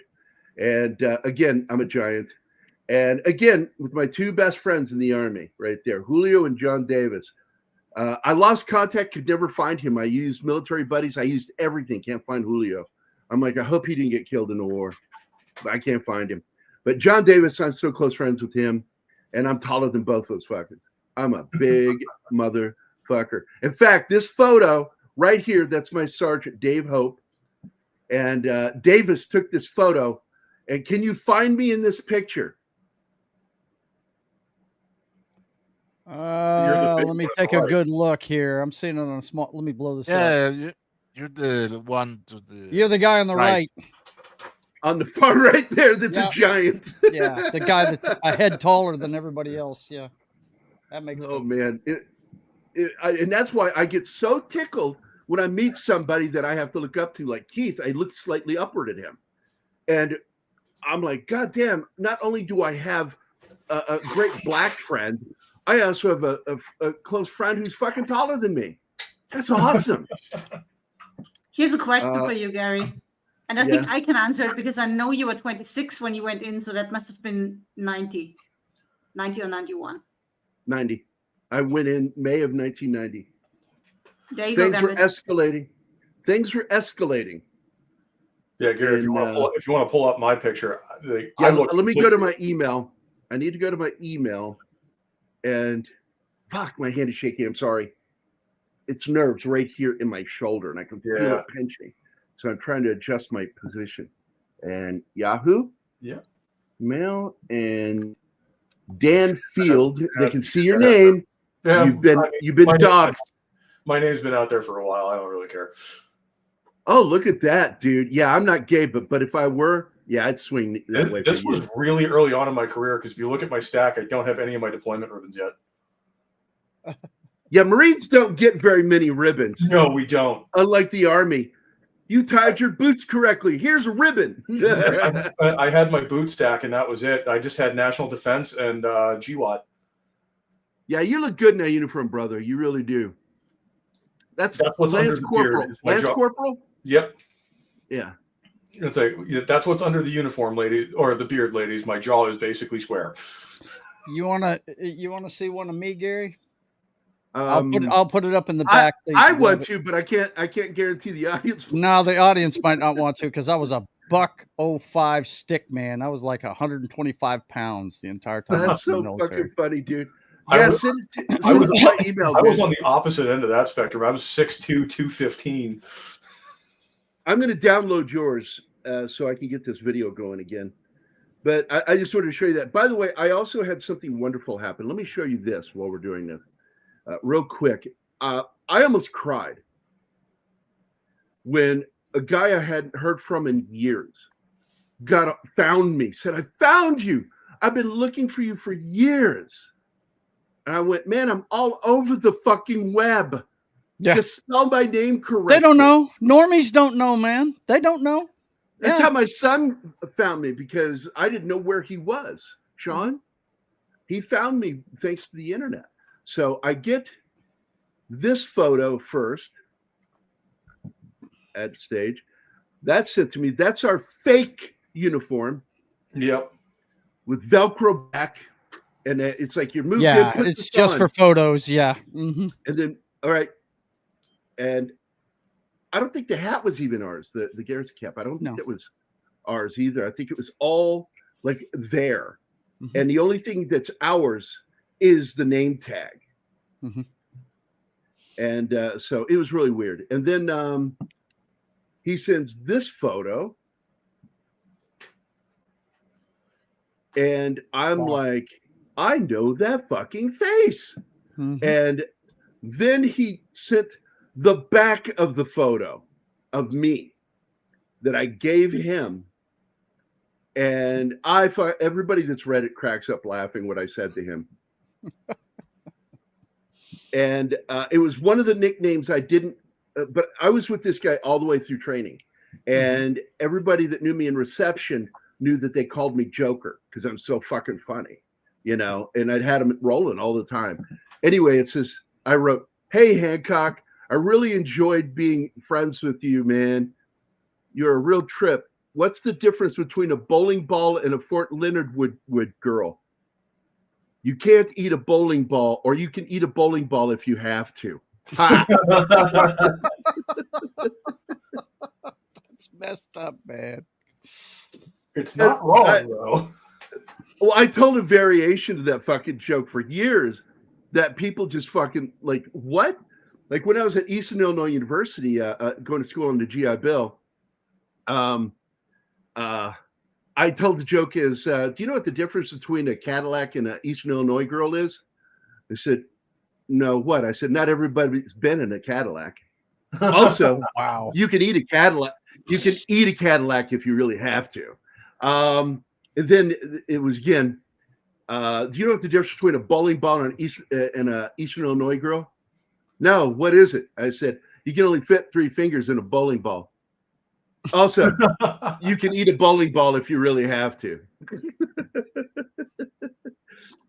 Anybody in the military fucking likes those kinds of jokes. They're fucked up jokes. Oh, one of my favorite ones I'll save for off stream because it'll get us demonetized. Oh, yeah. You got to be careful with that shit. Let me get back to this. Gambit wrote, I did great in that field, and it made $1,645,588 on its opening weekend for a total domestic gross of 5.2 million. Yeah. Actually, no, it's 5.3. It's a 6 following the 2. Yeah. So you go up. God, look how pretty she is. Oh yeah, she was a gorgeous girl. Such a, Yeah, my favorite Man. movie with her, and it's that John Hughes movie, Some Kind of Wonderful. Love her in that. well, flick. Some Kind of Wonderful. I brought that up because she's a drummer. She actually knows how to drum. Yeah. And I was like, where is she? I have to go meet her. Yeah, I'm in love, right? I don't know if she's the marrying kind of girl, but I want to put my penis inside her. Or as I lovingly refer to it, my weenus. My pictures are back there anytime you want to show them, man. I'll just leave it up there. Yeah, I don't agree with that criticism at all. It's not that I'm arguing with you, Gam, but I know that's not you saying it. I don't agree with that at all. I think that the film has believable dialogue. It's just the way people talk. And overall, a sense of being rushed and incomplete. I don't think that either. Despite its promising subject matter, I think that it sticks to the theme. It is and not also rushed. has it's not it's a slow burn of a film. It's almost 2 and, hours long. How is that rushed? It's stupid. It's not. It just has a lot happening, and Yeah. and it's based in reality because this is loosely based on his experiences serving the honor guard and also being a Vietnam veteran.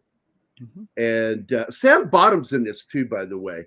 He plays Lieutenant Weber in the film, and Sam Bottoms is the brother of another actor who's probably better well known because he played George W. Bush 2 times. First, he played it in the 9/11 movie they made. He played George W. Bush in that. And then Trey Parker and Matt Stone hired him to play Bush in My Little Bush or whatever that TV show was. Oh my god! Oh my gosh! You talk about Timothy? Timothy Bottoms is his brother. Yeah. Timothy Bottoms, Jesus Christ. Another acting family, the Bottoms boys. Yep. Yeah. Careful how you say Boy, that. I got to tell you. The bottom. Yeah, it's like it just sounds weird. It's like, so what are you? I'm a bottom. Yikes! I'm passive. Wait, is that your name or what your preference is? Because I'm going to tell you right now, I'm a power bottom. Yikes! Again, Army and Marine Corps. Marine Corps is the single gayest joking branch. It's like we're not actually gay. We're just extremely homoerotic. The Navy Very takes that too serious. homoerotic. I have seen Marines fucking play dry humping each other. And I mean, I'm pretty sure we invented gay chicken. I wouldn't be surprised. And I know that I was very gay acting in the Army, which is why I think I belonged in the Marine Corps. But they don't have their own hospital corpsman, so I didn't go because that's Navy, and I didn't want to go in the Navy. I wanted 100%. You can play gay chicken in the Navy, but you'll end up with a boyfriend. Yeah, it's like, oh, I like you. Like, oh shit, might have overplayed my hand here. We were out on FTX, and I looked. We're all sitting around my shelter half, and my battle buddy's shelter half. You put 2 shelter halves together, you have a full tent. Okay, and we're sitting there, sitting around a sterno lamp, and just talking, yammering. And new guy comes walking up, and I'm like, "Hey guys, new guy's coming up. Let me do my thing. Just whatever I say, go with it." And so they got all quiet, and I start talking like I've been telling a story. I said, "Yeah." And after that, that guy didn't know what to do, and we had, hey, new guy's here. New guy, come here. I said, "Okay, so we've been talking, and we've got a bit of a conundrum here. So you're in the tent with your battle buddy, okay, on your side of the shelter half, okay, and you wake up in the morning." And your pants and underwear are down around your ankles, and your ass hurts. And when you feel it, it's all lathered up with Vaseline. And you look, and your battle buddy did this. And this guy goes to his drill instructor and wants to tell him. And so he does. And the sergeant tells him, "Hey, man, we could follow through with a report on this, but if we do, you're probably going to get labeled as gay for having not known that somebody was buggering you. So are you sure you want to follow through with this report?" And I looked at the new guy. I said, "Now, I'm not going to tell you how that ended. What I want to know is how do you feel about that? If that happened to you, would you report your battle buddy for that shit?" And he looked at me and he goes, "Are you getting labeled as gay?" And I went, "Yes, that's the risk. I don't know. I probably wouldn't say anything." I said, "Awesome. I'll see you later." I got Dude, everybody fucking fell out. They did not know where I was going with this fucking joke. We took that to a new level. For those of you who are unaware, especially in the Marine Corps, but any infantry unit, fucking with the boot drops, like the guys who just get to the unit, is like a time-honored tradition. And so it's one of the nicknames they have too. They get called boot. Yep. And a lot of people don't know. Boot is new guy. Yeah. And in the Army, we called him boot, but we also called him new guy. And boot, cherry, FNG. FNG, fucking no good. Or fucking new guy, either one. Or fucking new guy. So we had a boot drop. We got like 15 guys because like a bunch of our guys were getting out. And one of our guys knew how to play the banjo, and he had one. So we had him do the fucking Dueling banjos, yes. Yeah, meanwhile, one of our sergeants comes up, grabs one of the new guys by the ass, and just goes, you got a hurted mouth. Yes, that shit's fucking funny. It's like, and like the guy, I would walk up. The kid did not know how to act because it's just like, oh my god, like this is a sergeant. I shouldn't be doing anything. But also, what? Should I report him to Human Resources? Does the Marine Corps have Human Resources? No. No, we don't. The guy that just harassed you is your Human Resources. Well, the funniest one was we were joking around because shortly after I was getting out was when they allowed transgenders to start serving openly. I'm like, that better not be into combat arms units because I know exactly what's going to happen. They're just going to walk by you and just go, "Hey, nice tits, bro." Or if you're a machine gunner with the old weapons with, can I get that nutsack for you? Yeah. Because that's what they're called, nutsacks. Yeah. Because they had the fabric around them that made them look like scrotums. Like that, and that like separates combat arms from the rest of the military. Like if you do not have a sense of humor or you have thin skin, you cannot be in combat arms. Because we will. By the way, I'm glad you're back, Joe. Did you send me your photo? I don't see your photo. No, I shared it. You can pop it up anytime you want to, buddy. Oh, fuck you, dude. Why'd you do that? I bet it's been back there, man. I told you. You were so busy. You were into your story, buddy. This is the Johnson Island. Anybody can look at this on Facebook. It's the Johnson Island Vets page. And Engorge I was there the picture in so we can see it better. 1985. I'm actually on the cover.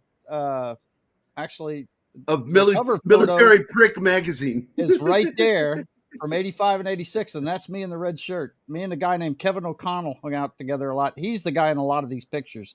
But that's me back in the day, right there with the birth control glasses on, sitting there having a Pepsi at the bowling alley. They actually had a bowling alley on Johnson Island that was like, I think it was 4 lanes. That was it. It was like they had strapped 2 tractor trailers together and made it or some shit like that.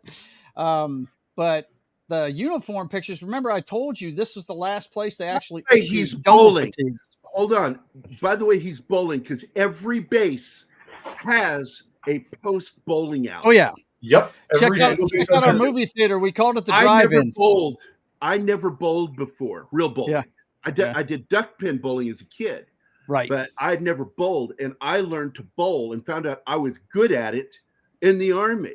Dude, and I'm like, holy shit. I would imagine you would. The kind of leverage you can put on a ball, especially if you learn spin, bro. Holy shit. I found out the candle pin is a New England thing. Yeah. This right here is what we call the drive-in. It's a theater with no walls because when it rained out there, it rained for 5 seconds and just blew right over the island. So we didn't have any walls on our theater. And what post if you want to see me, I'm right here down at the bottom of that picture. That's me right there with my guys. And like I said, we were the last ones issued in the active service jungle fatigues out there on Johnson Island. Yeah, you've got. I love boonie caps, man. Yeah, dude, they're awesome. I love it. The funny part is, and that's me right there with Kevin O'Connell. We took our picture by the downrange thing. We were guarding chemical weapons for a year out there. Is what we were doing. And although, tell me, show you my boonie. Tell me, none of you ever just ripped ass by that sign and laughed about it. Oh yeah, Come on, man. Yikes. But we got issued boonie hats. We're almost never allowed to wear them. Yeah. Well, Yeah. it's not part of your BDU, you know, No. and We got the whole thing. You know, the best part was, guys, and the whole reason why they gave it to us, it wasn't the slanted pocket jacket shirts, but it was the boots, man. Those green canvas on the side boots with the air filters on the side. It made things so much nicer. Yeah. Yeah. The problem is, like in real jungle, they rot. Yeah. Very quickly. But out there in the ocean, that was great because it was hot out there, man. Unfortunately, I don't have mine. It's probably in storage somewhere, but I don't know where it is. But I do have the old Vietnam era variant of mine, like of the patrol or the Marine Corps patrol cover. We call it the 8-point because you'll see why. Yeah, but worn exactly correctly, 2 fingers. Yes, 2 fingers.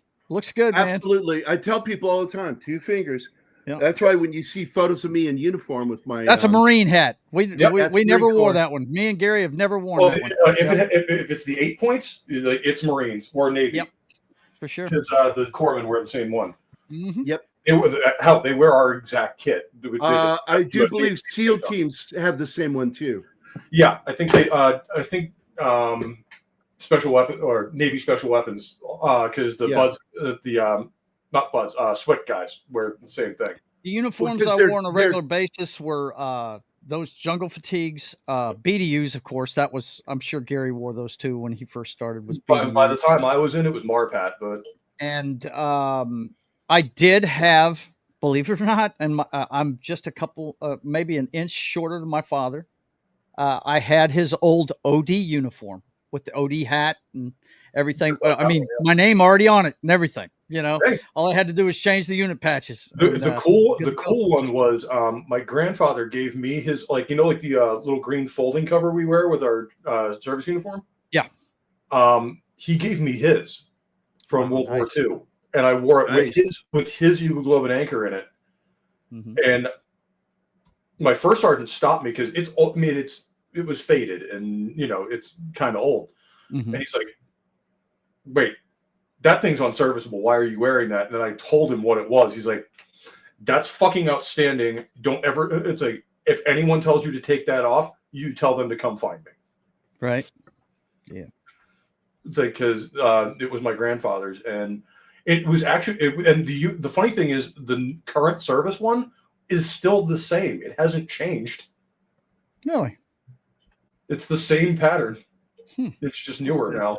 And probably made out of artificial fibers now, whereas that was this kind of unnerved the dad of the. Well, I want to explain something. So you see the opening scene, and you don't realize watching the movie that you're watching the ending of the movie, right? Yep. Because you think, oh, she was married to a soldier before, mm-hmm. And then you find out, oh fuck, no, that's the only man she ever married, and it's his fucking funeral. Yeah, it's crushing at the ending of this film. It is. I hadn't seen this in a long time, but when I saw you were doing Guards of the Stone, I said, "Oh my God, this is going to be wholly depressing." Good Lord. Now I see Flag Corps. Did I not see Flag Corps pin there on him? Oh. Her dad. What is? Yeah, he's some kind of he's on the technical side of things, isn't he? Wasn't he building some kind of computer or some shit like that? Some shit like that. Keep watching, because when he stands up, gosh, she's so gorgeous. She is. Yeah. What's her name? Mary Stuart Masterson? Is that right? Yeah. Okay. Yeah. I was in love with her back then. Yeah, she was gorgeous. But their whole Flag Corps, right? Yep, that's Signal, U.S. Army Signal Corps. U.S. Signal Corps. Okay. Yep. All right. Mm-hmm. Yep. All right. But he said that earlier in the movie. That's the whole thing. Know. He thinks she doesn't need to be with a grunt, right? Because he's not highbrow enough. But that's the funny thing, is people probably won't recognize what the Signal Corps emblem is, because we've been using radio so long that they don't realize that before that we had little guys with flags. We did specific movements that meant certain letters. Mm-hmm. Yep. Signal Corps. All right. But yeah, he's kind of put off by them going, doing all the yelling and stuff. But that's That is the core of the Army right there, man. That's the infantry, man. That's how they act. Yes, sir. Grunts. I tell people all the time. There's only two militaries that have grunts. That's U.S. Marine Corps and the U.S. Army. We both share And I'm that. sure We you have that in covered common. this. That we have both Marines and Army have infantry. Yeah. And I'm sure you that's our covered this, bond. but the blue cord signifies their infantry. Yeah, I did. In the Army, Mhm. I actually don't have it in the photo I shared, but we're entitled to wear that green and red braid Okay. because Fifth Marines, it's the French Fourragère. Okay. Because Fifth Marines was at Belleau Wood Mhm. and was awarded that honor there, and every Marine that's part of that unit is allowed to wear that. Also, just to let you know, the braided gold, as I recall, is what they get upon completing mission of Honor Guard, along with the I think so, yeah. pin Okay. that goes on the chest. That's cool. And I'm trying to find a picture of the pin. Don't know. I It's do know the only after infantry. they complete it. Every If they fuck up in any way, they don't get. If they get one gig, they don't get that award. Well, I mean, in general, at the old guard, isn't that the rule of like if you fuck up once, you're gone? yeah, you can't mess up. Like I know, Eighth and I's like that. Like to the point where like the silent drill team, if you drop your rifle during practice, you're out of the unit.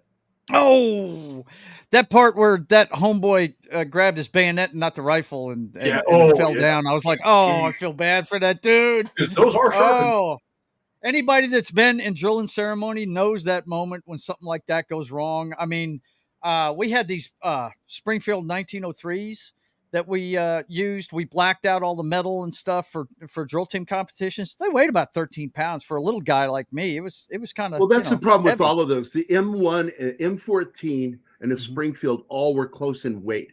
They're heavy, and that's why they ended up getting pulled. They're about 9 But pounds. during inspection, when you're doing drill and ceremony during inspection, you have to open the bolt, look in there, and present it, right?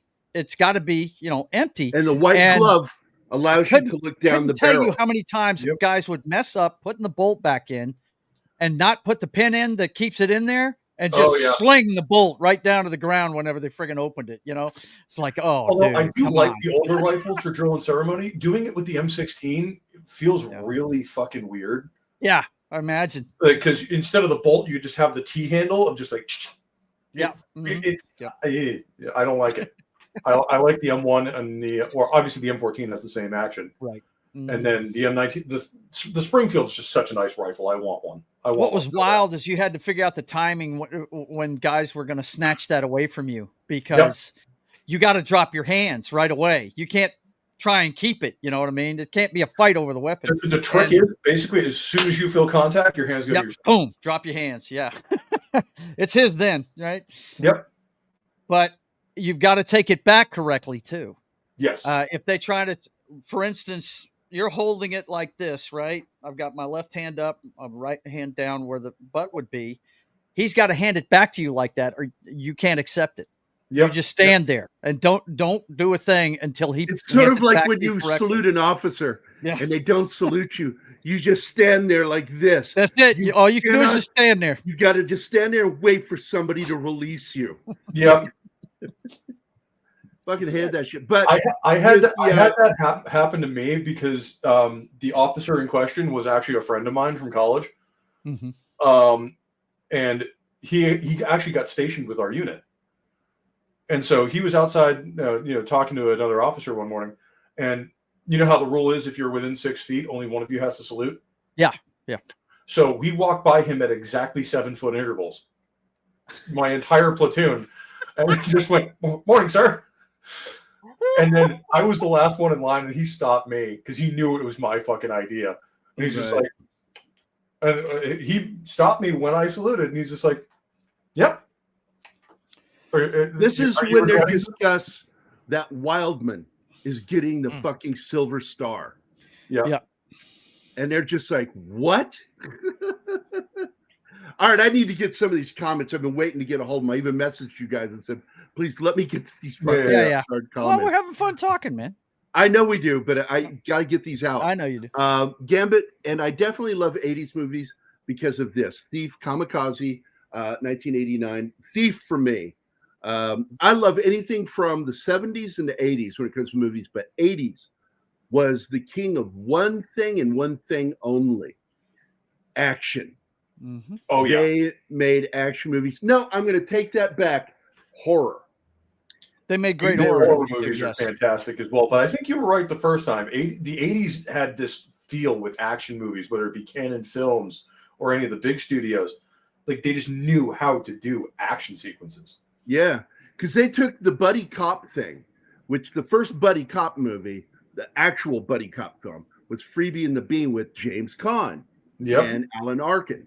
And I own that movie. I fucking bought that movie when the studio put it out. It's a basic, not quite HD copy of the film. And they called them the archival DVDs. And I fucking loved having that movie. That movie will never be remade. It's too racist. The United States Air Force is much worse. WRT decorations, yeah. Let's see. For Your Eyes Only, 1981 is my top 3 favorite Bond films of all time. I think it is one of the best. One of my favorite opening Bond themes as well. For Your Eyes Only is a great freaking song. Sheena Easton has a hell of a voice. Yeah. Little Scottish girl. She was so beautiful. She was the only Bond singer to be in the opening title. Yeah, they actually put her face. She's in in there, it, yeah. which makes her a Bond girl because she's in the movie. Yeah, I just get goosebumps fucking saying that because I just fucking love that. Anyway, this movie dedication during the end credits states this film is dedicated to the 3rd U.S. Infantry, the Old Guard of the Army at Fort Myer, Virginia. And by the way, some of the footage was shot at my base. Really? Mm-hmm. Fort Belvoir. You know, I'm serious. Some of the outdoor many footage. Military posts around there. I mean, you're talking about the Norfolk area and You all got that stuff. Yeah. Fort Belvoir, Fort AP Hill, Fort Myer, Fort Myer, Lee, all within a close area. That's Fort why Lee, when I grew up in Langley Fredericksburg Air Force Base. I asked my dad if the Russians ever attack us, would we survive an attack? And he goes, "Oh no, son, no." It's like Virginia. You'd be like me. You'd see a flash and go, "What is that flash?" Oh, we're done. We're surrounded by military bases and the capital of the United States and Richmond. I have it just as bad because even out this way, guess what's out near here? Raven Rock. Wow. So it's like, oh, good. I'm going to get it because of them. I got Strategic Air Command, one neighborhood over, right there. I hear taps every day at 9 o'clock if I'm not if I don't have the turned up. Okay, I need to ask this. She was clearly female, right? Not male. That looked like Mary Stuart Masterson, right? Alpha. How did you not try to marry her?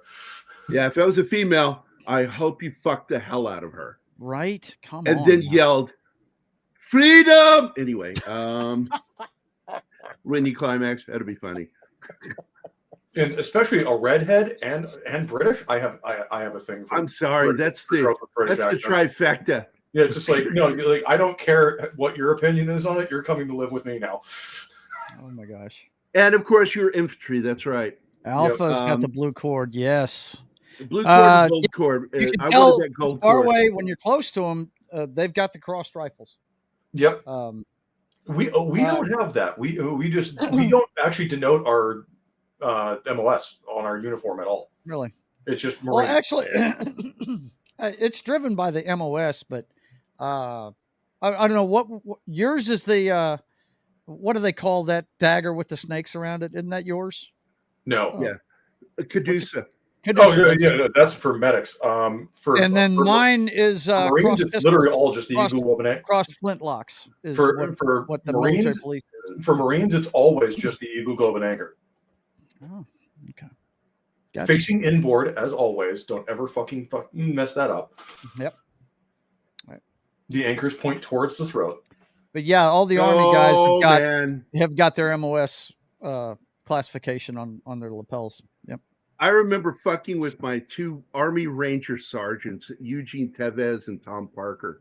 Like I got my new rank, I got my stripe, and I went to them. I said, "How do we put this on?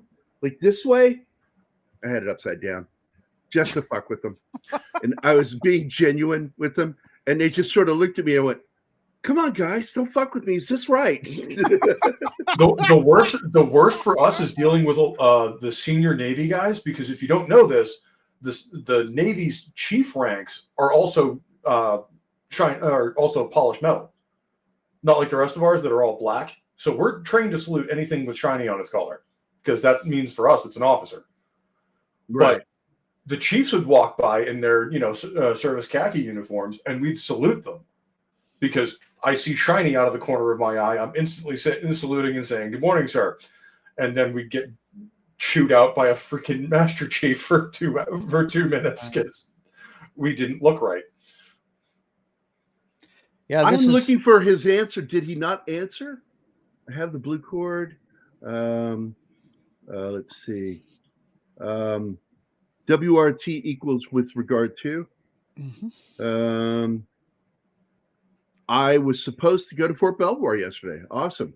I liked that post. I really did. The only reason I left is over a woman, and I got transferred out to California. But my commanding officer fought it.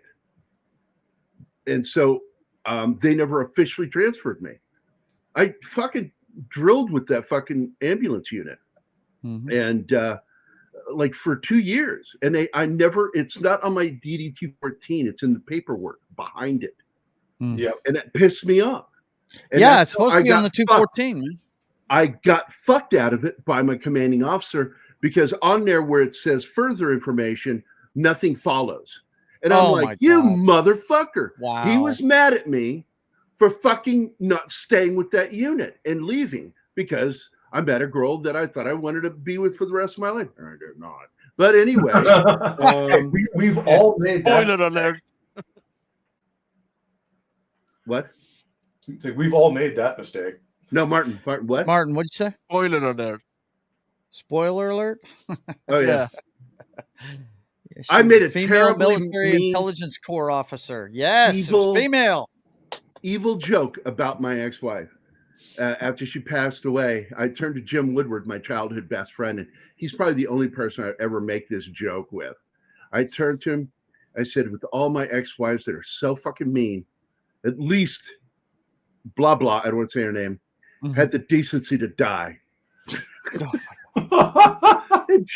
Tim's sitting there goes, oh my God, Gary, what the fuck is wrong with you? I went, I don't know. I'm just really angry right now. There's Alpha's answer, buddy. It was a female military intelligence corps officer. Yes. There you go. Georgetown's National Security Studies program. Movies often mess up Army combat patches by putting left shoulder versions up. And people don't understand, there are some grunts who wear patches on both shoulders. Yes. And that means deployment, and people don't understand that when they see that because they're not always the same fucking patch. No, they are. No, they're not. The one, let me think. Correct me if I'm wrong. The one on the right shoulder is the combat patch, and the one on the left shoulder is your current unit. That's who I was deployed with. Right. This is who I current unit is left, and right is your combat patch. Yeah. Although I do like the way the Marine Corps does it, where we don't have unit patch. Well, we do have a unit emblem, but it's nowhere on our uniform. Where it's like it doesn't matter who we're serving with. We are United States Marines, and we are all the same. The thing when I saw Class A's, the first thing I looked at was how many hashes they had on the bottom of the sleeve. Yep. That told you how long they'd been around. And okay, I've got to tell you something. Okay, so there's a video out there. You had to have seen this, Pub, of a Marine talking to a Ranger. And he says, the Marine says, the top one is your Ranger tab. And the squiggly girly one is the Ranger unit you're in. He goes, yeah. Could you be more gay? I've seen this video, and I've had this argument with guys I know who are Rangers. I love that fucking Marine saying it. Just made me laugh. For those of you who don't know this, the there is a rivalry between the Army Rangers and the Marines for who's the actual better heavy infantry, and it's obviously us. But because Marines are insane. Yeah, well, that's the thing. No bias there. If you gave the Marine Corps the Rangers budget, we'd be autistic. Actually, we're already autistic. It would just take it to a new level. Check out what Alpha said there. Yes, Tab she is was just a female school. military intelligence corps officer studying Georgetown National. No. like I meant that. the last one he put up. Yeah, well, I like that one. Yeah. And a tab is just a school. A scroll is a way of life. Yeah. Yeah, and it's again the Marine just responded the perfect funny way, which is, could you be more gay? Lawrence Fishburne and Sam Bottoms. This was their second film together after Apocalypse. Oh yeah, because he was on the boat. But he was. I cracked up when I read the credits at the beginning of it. He's Larry Fishburne in this. Yep. Yeah, because he hadn't changed his name because he just came off of being known for White Shadow, was what he was best known for. Yeah. And so he stuck to that name for a while and then said, no, I need to fancy my name up. I'm not a kid. I'm a fucking grown man. Yeah. Him and James Earl Jones have been in some really good movies. And again, I want to point out, James Earl Jones' dad is a great fucking actor. And he's in the movie. He's the only black character in the movie, The Sting, with Paul Newman, Robert Redford. Right. Dies, he gets killed. And god damn, when you see pictures of him when he was young, fucking his son looks just like him. James, yeah. Mm-hmm. Yep. Also, he stuttered, James Earl Jones. And acting got him over his stutter. And graduating from with a BA in drama is why he didn't stutter and why he didn't get fucked with in the Army. Because if you got a stammer in the Army, you will get a lot of get to it, you know. What's up, Gomer? What are you trying to say? You know, we were talking earlier about TBIs and how it changes your brain. I knew a guy who had a TBI and it actually helped him out because he had a stutter when, and then got blown up. Totally fine otherwise, but he had a pretty bad concussion. Never started again. So he was the version of banging up the TV to clear the signal. Yeah, pretty much. Of just like hit it and it worked. Right. Yeah. Knock it on the side. And what's funny is there's a stand-up comedian who has a stutter, and he got it from a TBI. Yep. He didn't have a stutter before. No. And he Bruce Willis had a bad stutter before he became an actor. Yeah. He got the stutter playing baseball. And one of his jokes, what was it? He says, oh my God, I can't remember the fucking joke. It's funny as hell that, I got a TBI and the other team got an RBI. I mean, I fucking found it so funny when he said that. And people feel like you can't joke about that. And he goes, it happened to me. I can joke about it. All I want, right? Yeah. Not only that, you have to laugh. I've been a baseball player. I'm a hockey player who was a fighter, and I was in the Marine Corps and got blown up twice. I have like 6 concussions at this point. I'm not as bright as brain damage, don't you? Yikes. Yeah. That's like they already used to give brain damage as a Marine. Damon Wayans a bunch of shit because he makes fun of handicapped people, and he's like, "Hey, I got a club foot. Leave me alone. I can make fun of it all I want." Yeah, right? You know. It's like, as I like to put it, I just have a sliver of Dane damage. Drain damage. Yeah, exactly. Yeah. I'm not as smart as I used to be. But this is a pretty good movie, man.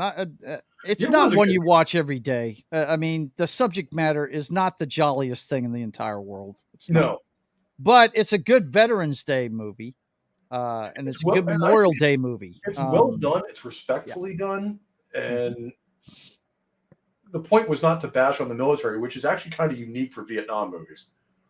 Yeah. Yeah. The point was... it's my beef with Oliver Stone. Because what do you call it, Anima? The superior Baldwin, is that what you call him? That's what we call him, yeah. Superior Baldwin. He said, because he was Animal Mother in the movie Yes. Full Metal Jacket. He says that's the difference between Oliver Stone and Stanley Kubrick. Stanley Kubrick made an anti-war film that was pro-soldier, where Oliver Stone made an anti-war film that was anti-soldier. Yeah. And I'm like, you nailed it. That's my beef. Dude, Adam Baldwin has always been the most based of the Baldwins. And he left X, and it upset me when he left. Yes, I know. It was right after his interview with the Salty Nerds. It pissed me off. And I told you at that point he was already off of social media and he would only phone in. He wouldn't even join them in StreamYard. And he's completely away from all that nonsense. And unfortunately, he is my favorite character of all time in Jane Cobb. For those of you who've seen Firefly. What the fuck you just said. Yeah, right. It's like don't get that. You guys never seen Firefly? Yeah, I've seen Firefly. Yeah, Jane. Yeah, I'm like, what the fuck is Jane Cobb? I don't know that show. I don't know his by name. Every time I see him, I think it's Adam Baldwin. Man. I just say no. That is not his character's a fake name. That is Baldwin. His character that is Adam Baldwin. The man they call Jane. It's the same character he plays in Chuck. Yeah, kind of. Because that's Adam Baldwin.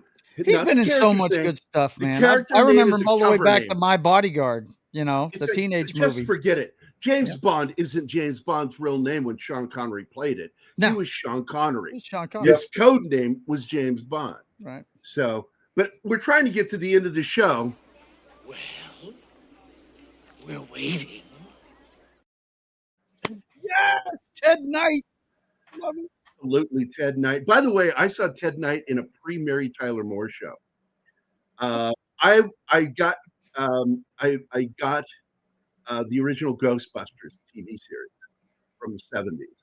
Okay, and he played the ghost of from the famous novel, The Canterbury Ghost, and he does the Ted Baxter voice. Nice.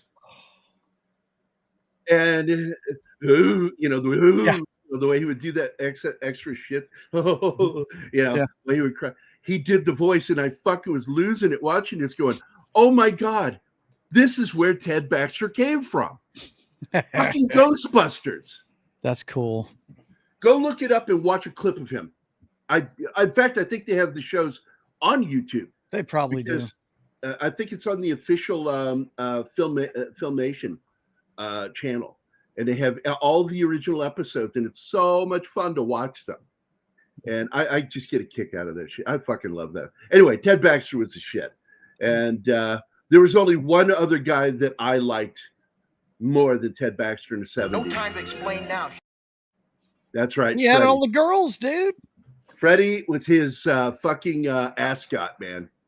Yeah, man. I thought all the girls. I can hardly wait till I'm big enough to wear an ascot, and then I got old enough, and I'm like, that's kind of gay. That's gay as it can be, right? I can't wait to be big enough to wear an ascot.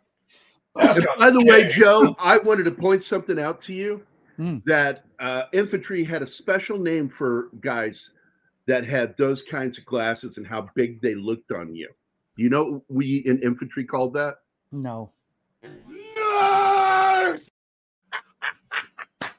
The funny part is the funny part is what the Marines would refer to somebody who was wearing those, like specifically the BCGs as. Your nickname was officially portholes from then on. Portholes. Wow. Like, Yeah. hey, portholes, come here. Yeah.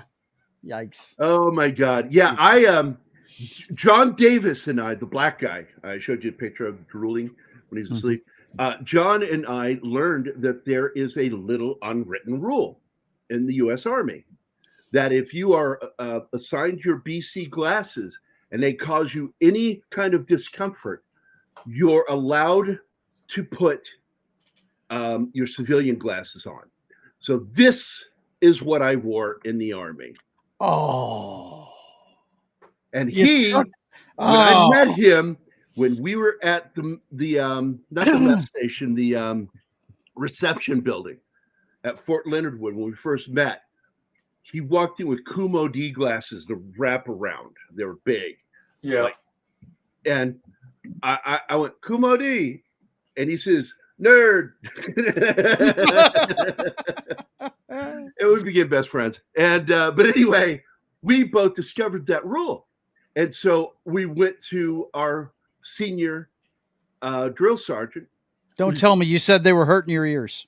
I said, these things are giving me headaches, is what I said. They're causing me to have headaches. I don't think the prescription is right. And they can't do anything until you go to permanent party. Then you can get new glasses. Mm-hmm. But by the time you go to permanent party, they don't give a shit what glasses you wear.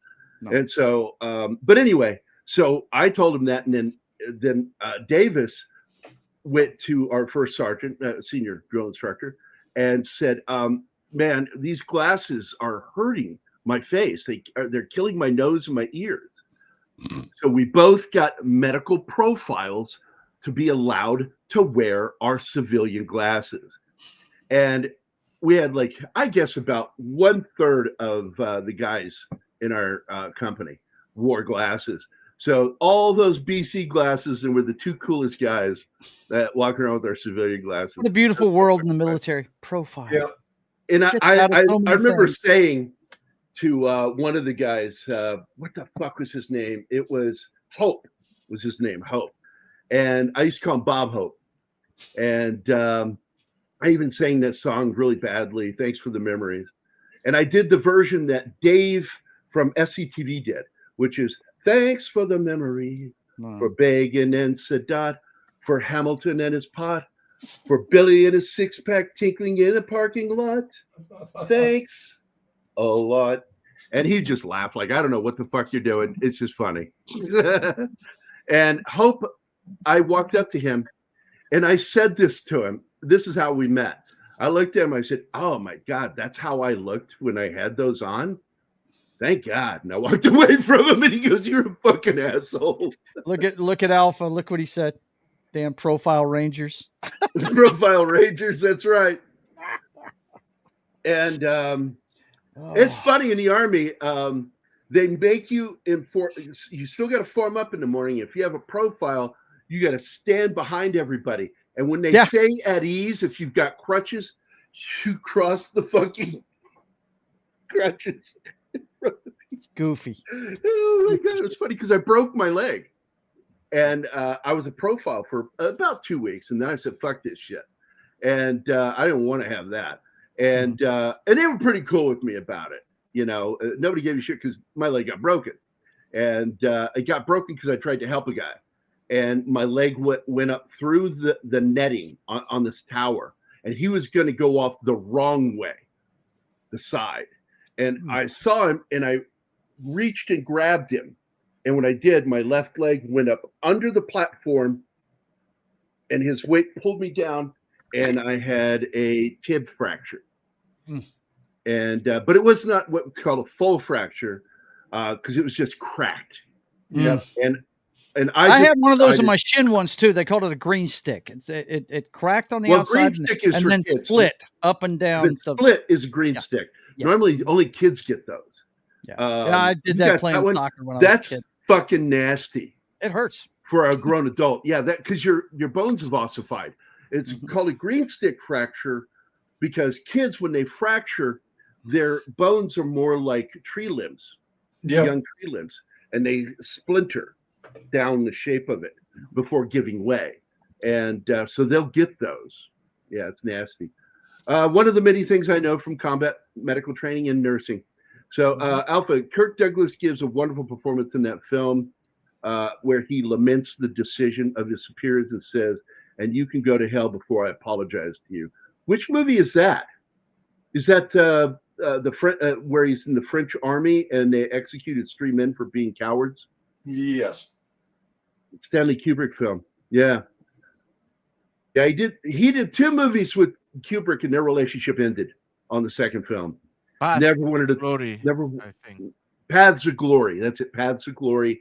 And then they did Spartacus and they parted ways. And there's rumors that it was his sexual lifestyle that pissed Kubrick off. that he liked his girls young. Wow. And so there was a jab at him in the beginning of the movie Lolita, where Peter Sellers, who's been sleeping with this underage girl, throws his sex party, and he's the only person there. And Humbert comes in with a pistol to kill him. And he stands up and puts a flag that's there in the chair, draped over the chair, around him. And he says, "Look, I'm Spartacus." And there are those that have said, and I believe it's true, that was a direct mocking of Kirk Douglas and his proclivities. So, but Kirk Douglas is still a great actor. And Oh yeah, let's see, let's get to the end of these. Wait, big what? fan of him. Big fan of his son, for sure. Tougher experiences back then. If you haven't watched Paths of Glory before, I've seen it. I own it. I had a spiral fracture. Oh, fuck off, Alpha. Yeah, spiral fractures are fucking nasty. Yeah, I just don't even want to think about it.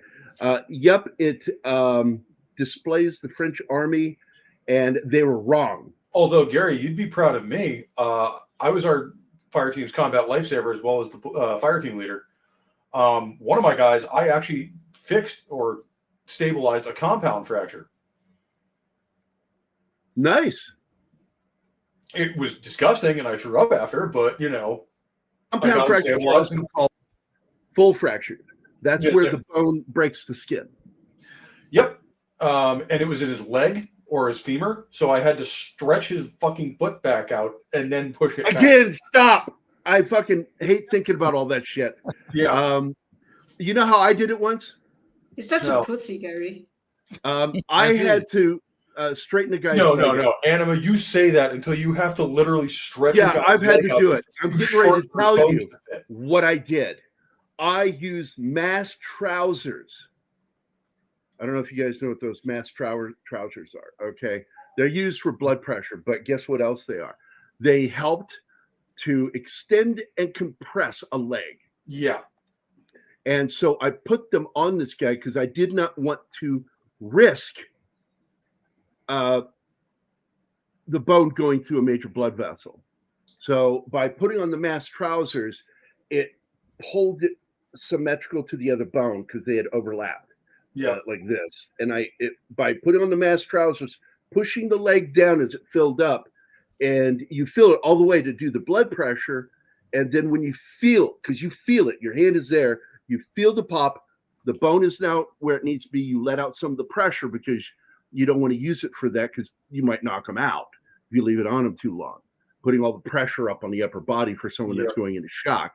And then by doing this, you've also used mass trousers for something they weren't designed for, but work as a splint.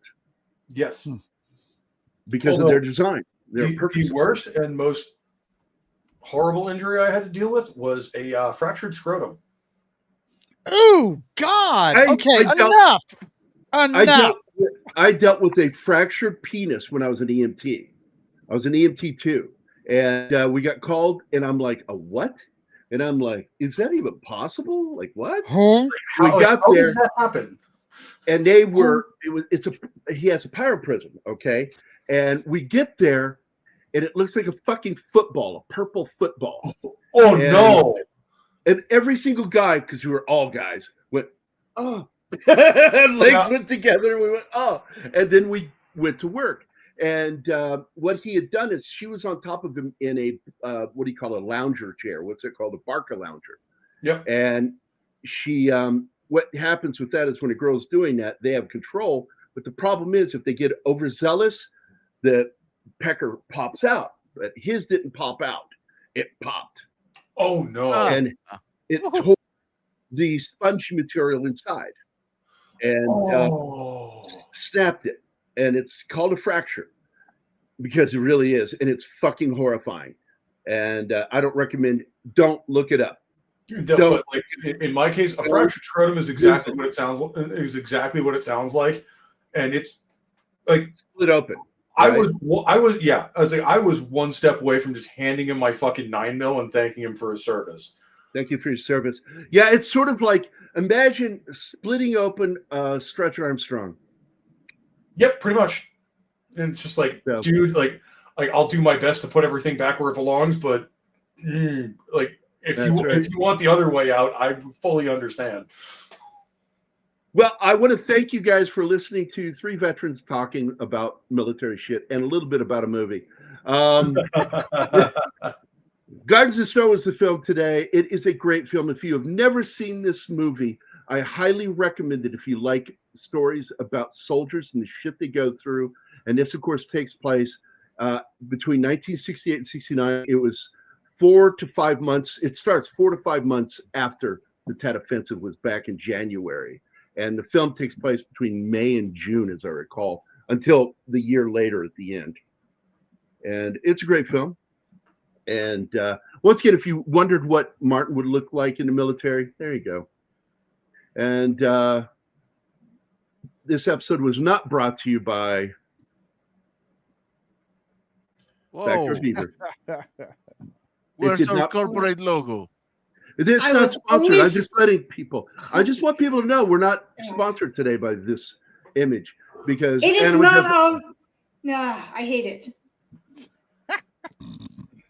It cannot be our mascot if we don't all agree on it. Fuck you. Oh boy. Hey, a popcorn Welcome to beaver democracy. is great. Welcome to democracy. It's not all. It's just majority that matters in a democracy. Okay, you need to have the Emperor Palpatine quote if you're going to do that. Is, I love democracy. I love democracy. Oh, that's good. I'm going to go get that. I like that. That is really good.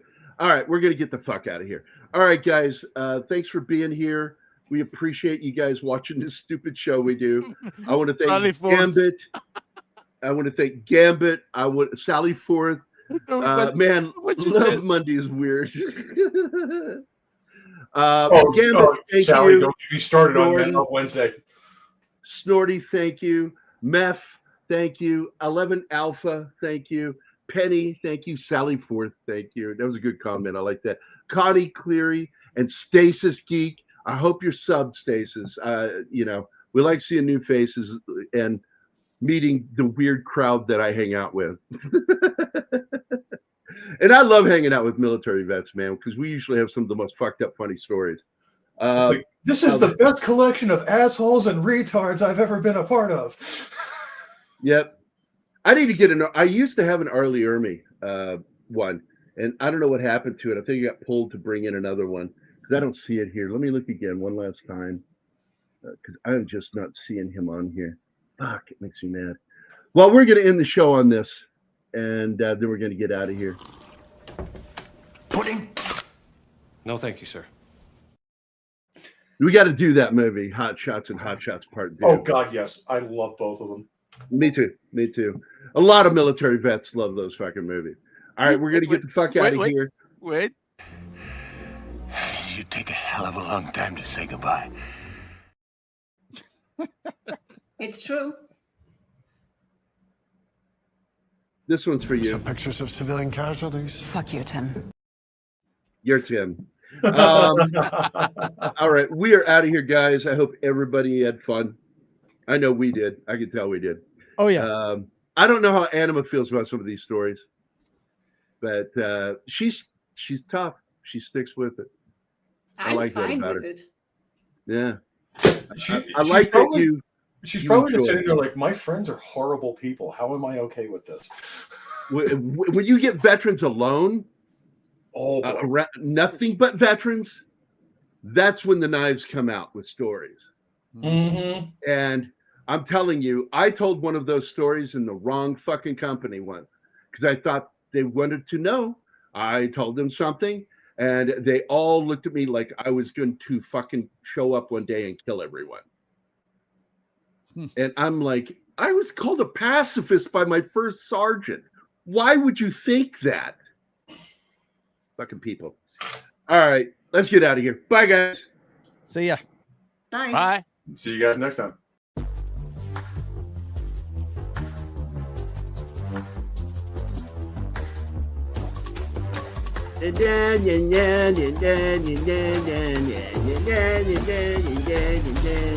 right, left. Right, left. Left, right, left. Keep it in step. Our Marine style cadence. I will live, I will live, I will live, I will live.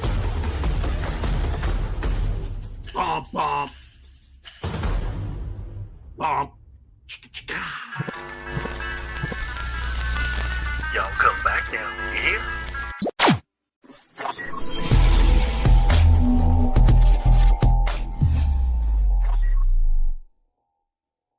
Matt Damon.